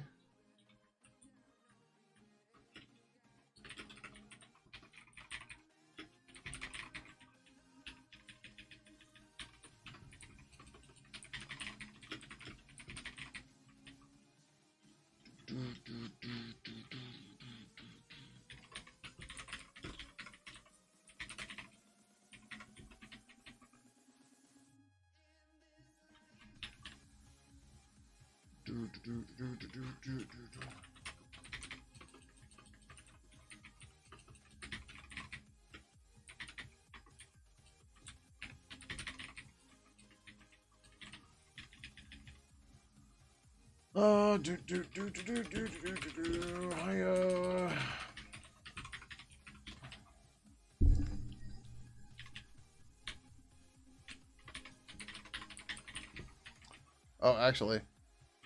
Oh, we're gonna waste another 4 bytes. We're gonna waste 8 bytes on 64-bit machines. Damn.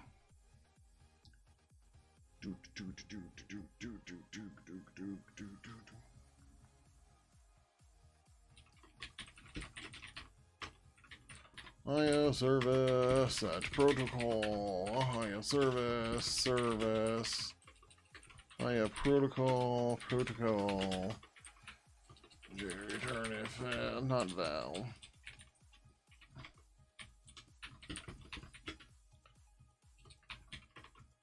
If service protocol is not equal to protocol. Service protocol equals protocol.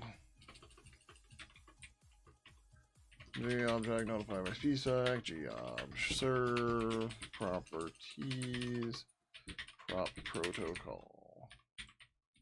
Oh, we didn't update the unit test for this yet either. Fuck. Oh, it's already quarter to 1? Jesus.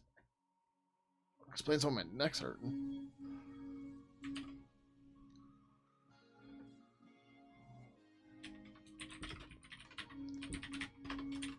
G value set enum in IL service get protocol.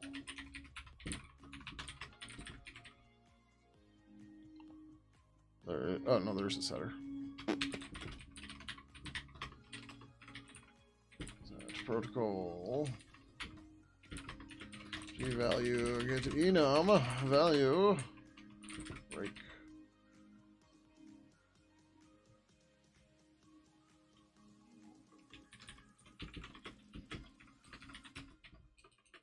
Service protocol. The protocol of the service.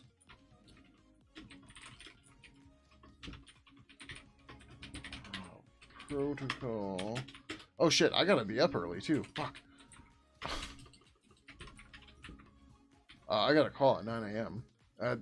This call usually gets canceled around 7 a.m., but I don't know that.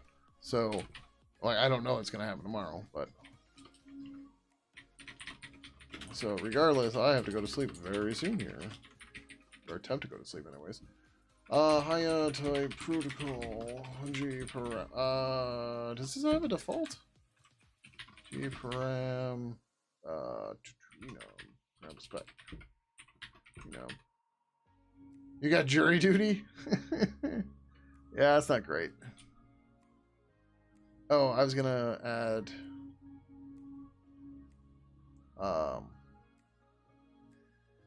an unknown to this, which is silly, but it's okay. I have protocol unknown.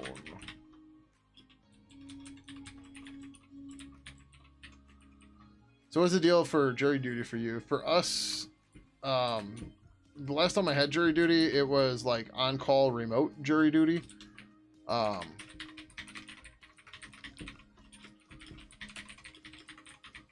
But like aside from that, like if you have to show up, we get put in a big pool in a big room where we just hang out.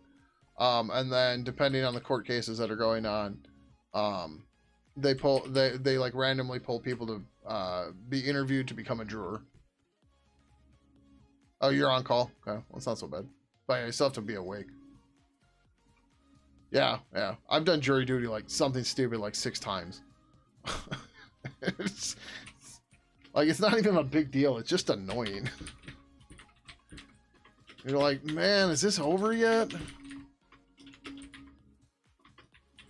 Although, you're calling it JIT jury? Nice. Just-in-time jury.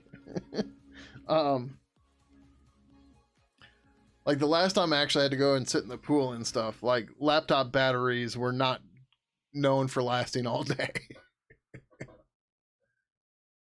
Call you in, you're wearing your ask me about jury nullification shirt. Yep, that's a good way to get booted quick.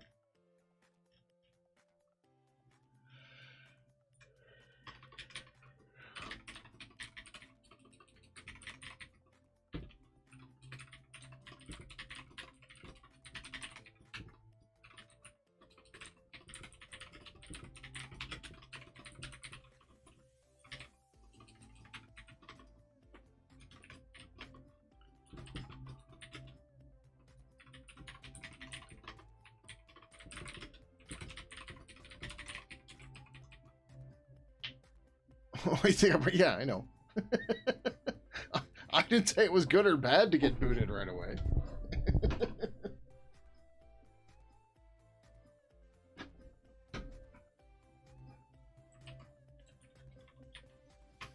I shouldn't run turtles yet. Ugh. Is it just the tests that are busted? No, service. Oh, I didn't put it in the header file. I thought I did, but apparently not. Yep, look at that. Via service, get protocol. It's the protocol of the service. Returns the protocol.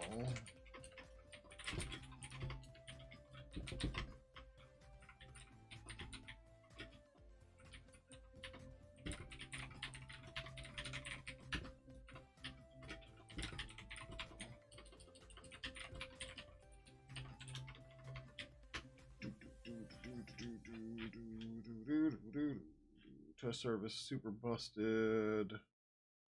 IS service. Oh, so I typo that. One's 85.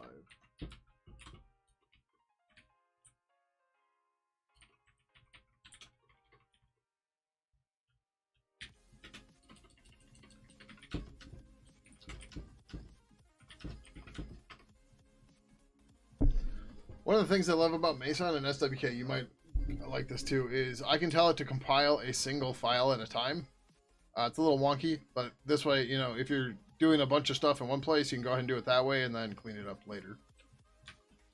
All right, so new is the problem because we have to say hiya protocol, which I didn't put in here yet either.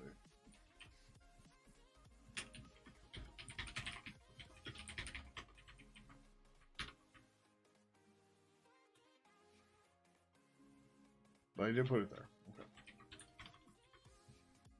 Okay. Okay, cool. Yep, now that one's clean. Now we gotta clean up all the other bullshit. Oh, and we have to update the equal function check priority too. Or not, whatever, protocol. Service 1 protocol not equal to service 2 protocol turn false.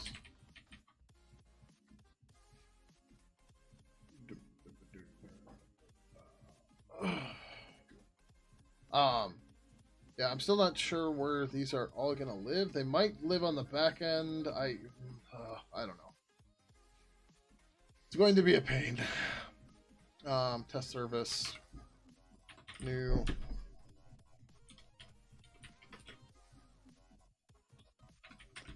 Protocol IPv4. Just to piss off the IPv6 people.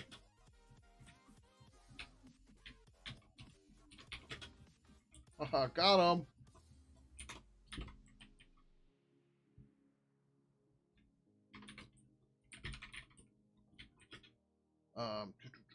Via protocol IPv6.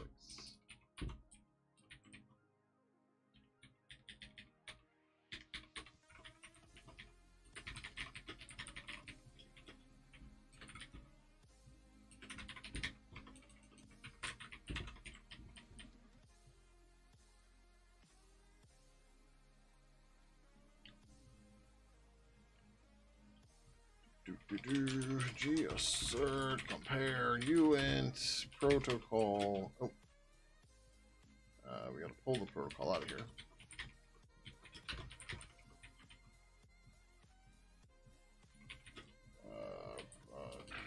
Protocol IPv6.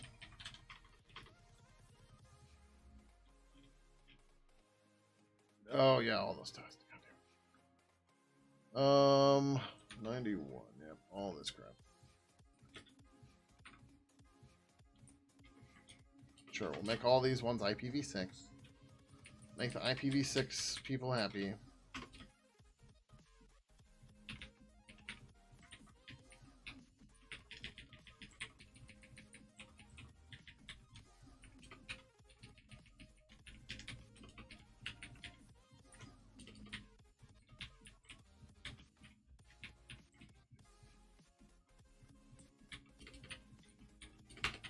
What I mean by the IPv6 people, the people are like, well, IPv4 shouldn't exist anymore. It should be gone. Just like, sure, who cares? They found a way to keep it going. it's not the end of the world. And it's not a hill I want to die on, right? Like, but you do you. No, we do.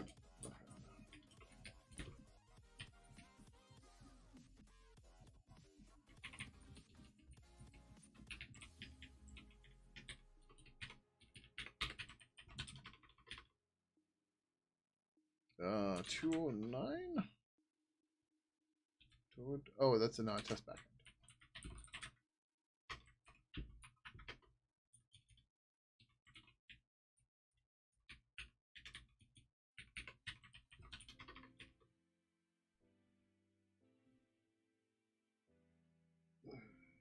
All right.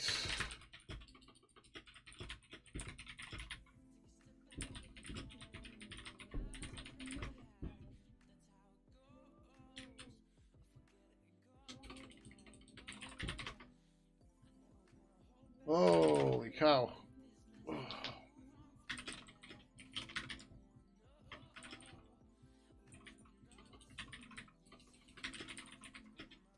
Rework service.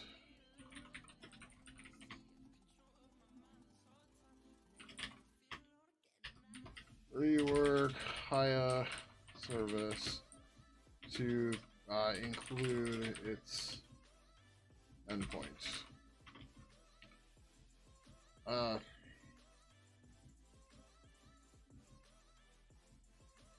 Yeah, okay, so initial design here overlooked that each service has an interface, or each service belongs to an interface and a protocol, which means that we can't this means that the services only have a single endpoint, and thus our design needed to be updated. Okay.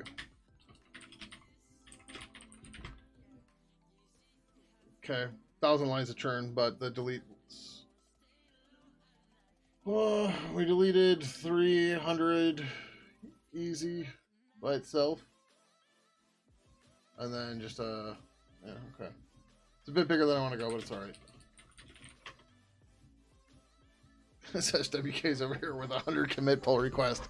I'm bitching about nearly 1,000 lines changed. Like, it's a bit bigger than I wanted it to be.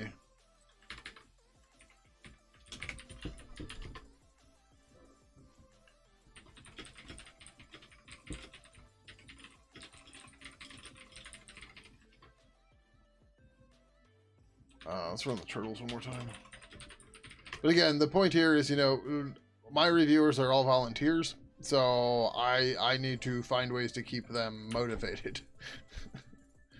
Or motivate is not the right word, but I have to find ways to, like, not piss them off and not make them get bored. Because otherwise, stuff doesn't happen. Alright, I'm more or less comfortable with most of this, though. I probably have a typo or two here somewhere. And chat didn't catch it. Shame on you, chat.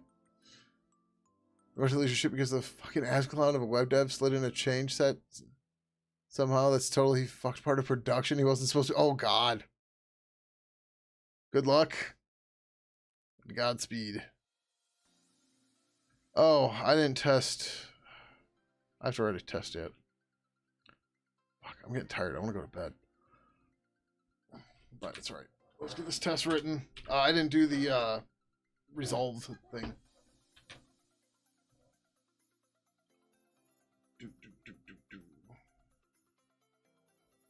Service found removed. Oh, because I'm in test backend. I was like, what the fuck? That shouldn't have anything to do with this. Service equal G test add func service resolved.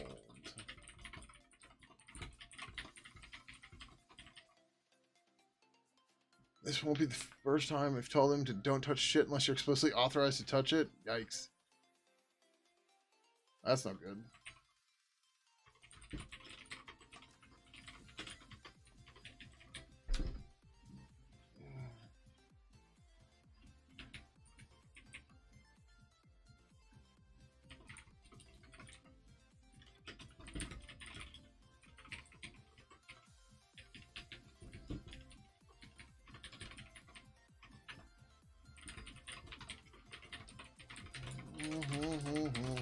Again, I always want to make sure that my unit test makes it to the end. That's what that is doing there. What's this? Oh, no. Okay, I know that. Yep.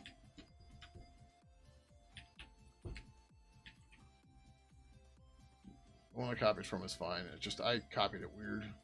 And then I outdented it and I fucked up. Alright. Alright, so we got our new service. So then we need to say ginet socket address star address 1 equals null.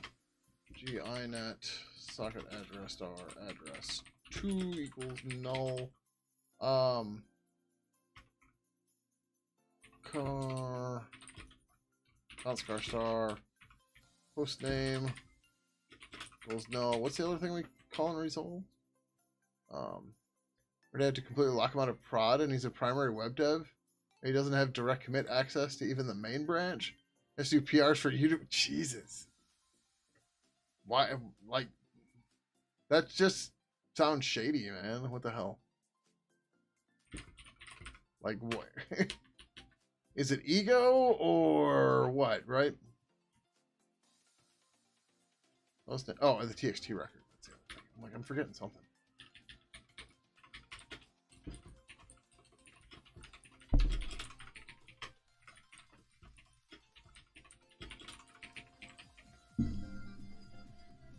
It's just that stupid. Oh, yikes. Address 1 equals ginet socket address new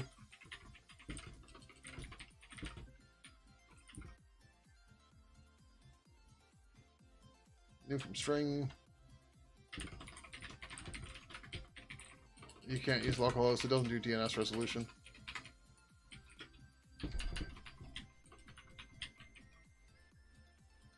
What else are you going to do? A 200-line patch at 2 text fields and a checkbox to a page of settings? Yeah.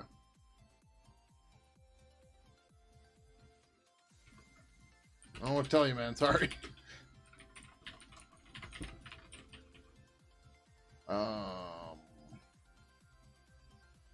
Oh, his name. Yep. Okay. So,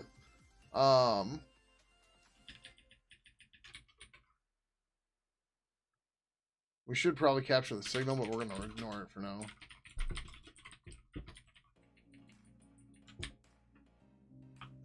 Oh, I was going to reset this, maybe.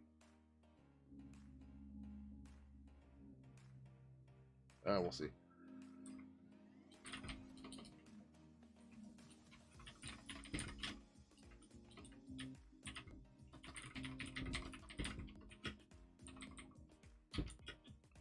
Address 1.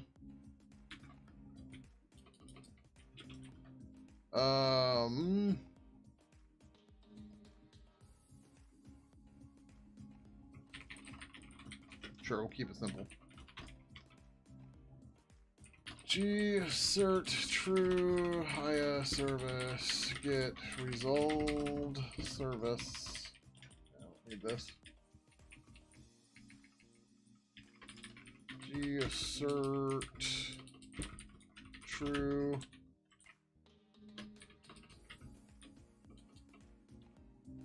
I thought there was an equal, but it doesn't matter. It's the same pointer.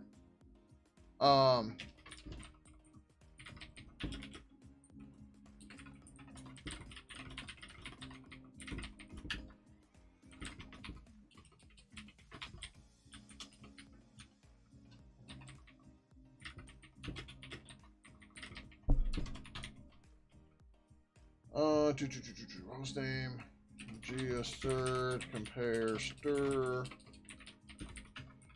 My service get host name service. Why does it keep giving me fucking service 1? That's driving me nuts. Oh, because it's so Sublime Text sorts them and it picks the default by whichever one's used the most. So that gets annoying, but yeah. And then txt2 equals highest service get txt.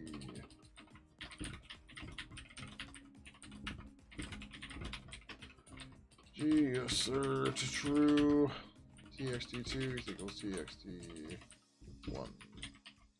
We should probably also add G assert not null. It's non-null. I always forget this one.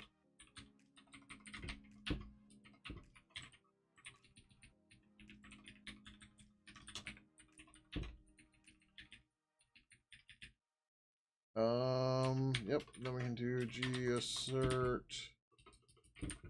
finalize object address 1 G assert finalize object txt1.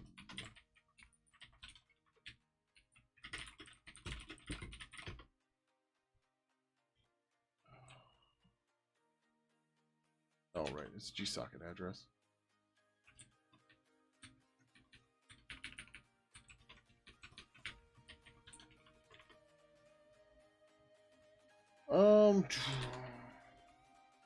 Damn service 1 in there, yeah.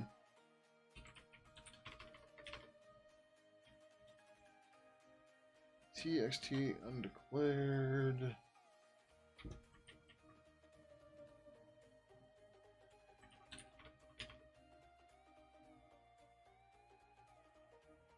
Oh,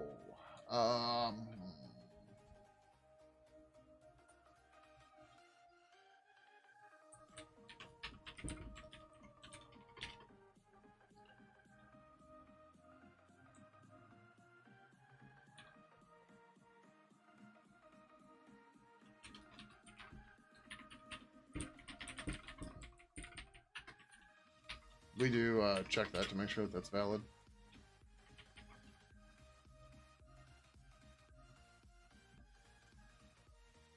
Sure, we can sort the host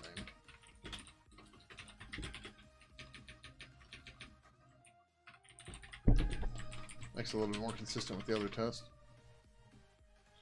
Code should not be reached. Yay, we made it to the end.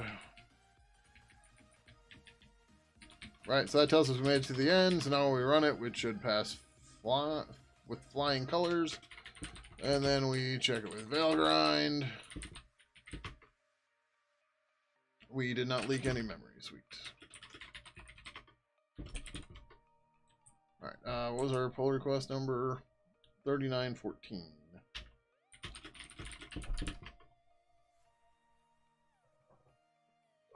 Did it get worse? I'm not sure how it could get worse. Let me write your code without telling me. I'll show you how someone told you. Oh boy. Set time limit 0. Int set memory limit 5 gig. Set max execution time 0. So run forever, but don't exhaust 5 gigs of memory. For an Ajax. Sorry. 5 gigs for an Ajax call? Are you downloading files? I know you're not downloading files. Downloading DVDs with Ajax? Seems fine. No reason to use BitTorrent or anything. Why would you want to do that?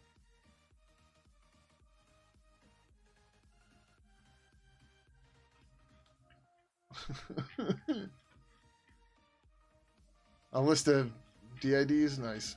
That's impressive.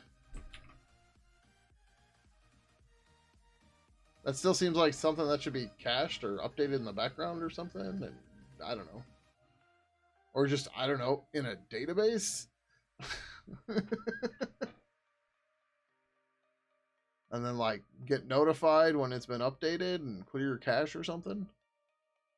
So why are you why is it, not you, but why is it being downloaded via an Ajax call then? Or is this to update the database? Or is this just part of the shit code? Show customer the dids? Okay, gotcha.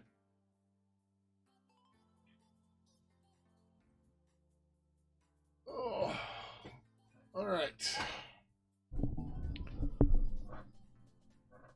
We're just about done here, but before we move on, is this issue? That's issues.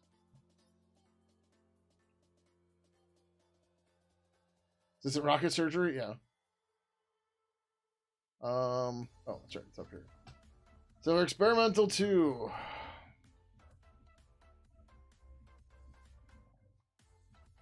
Some of these that are bugs and stuff, we might not get to. We'll see.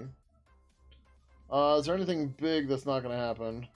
I'm not going to get this done in time. It sucks, but I'm not going to get it done in time. I still want to get this done. The media pack's probably not going to happen either. Not unless I can find a fucking graphics person.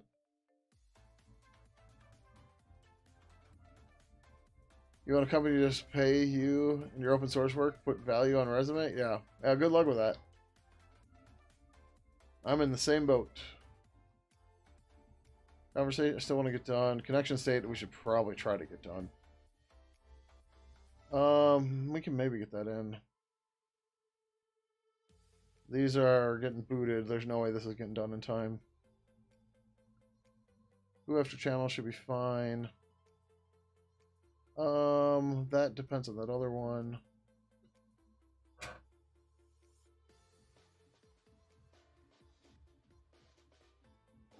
This is not happening this release. This is probably getting booted.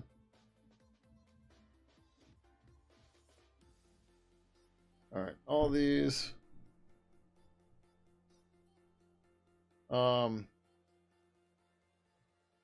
Scheduled versions. Experimental 3.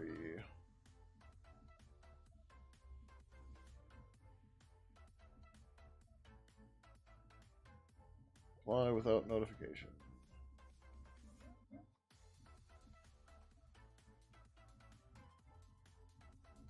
Alright, the problem is they still say experimental 2. And I don't know how to do that with the command palette. So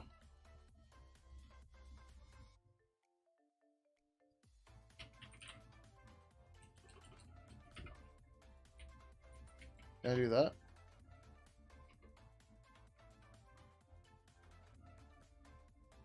Nope.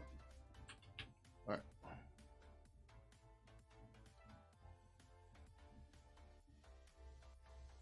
Or maybe are they gone?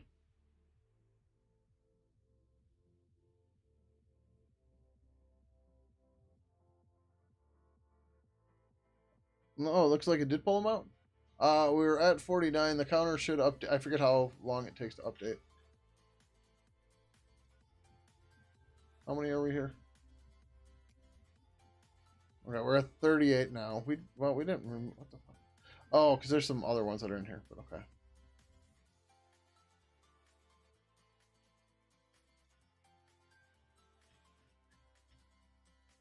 And there's some other stuff that's not here directly too. Oh, come on, dashboard update. All right, well, whatever.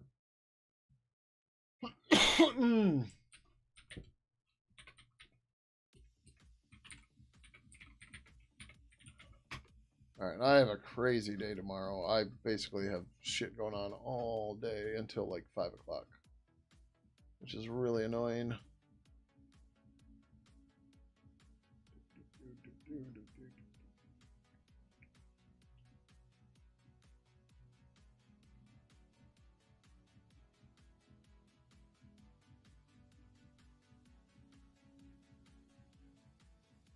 All right, we're gonna get out of here. We're gonna go raid a Staten Chan.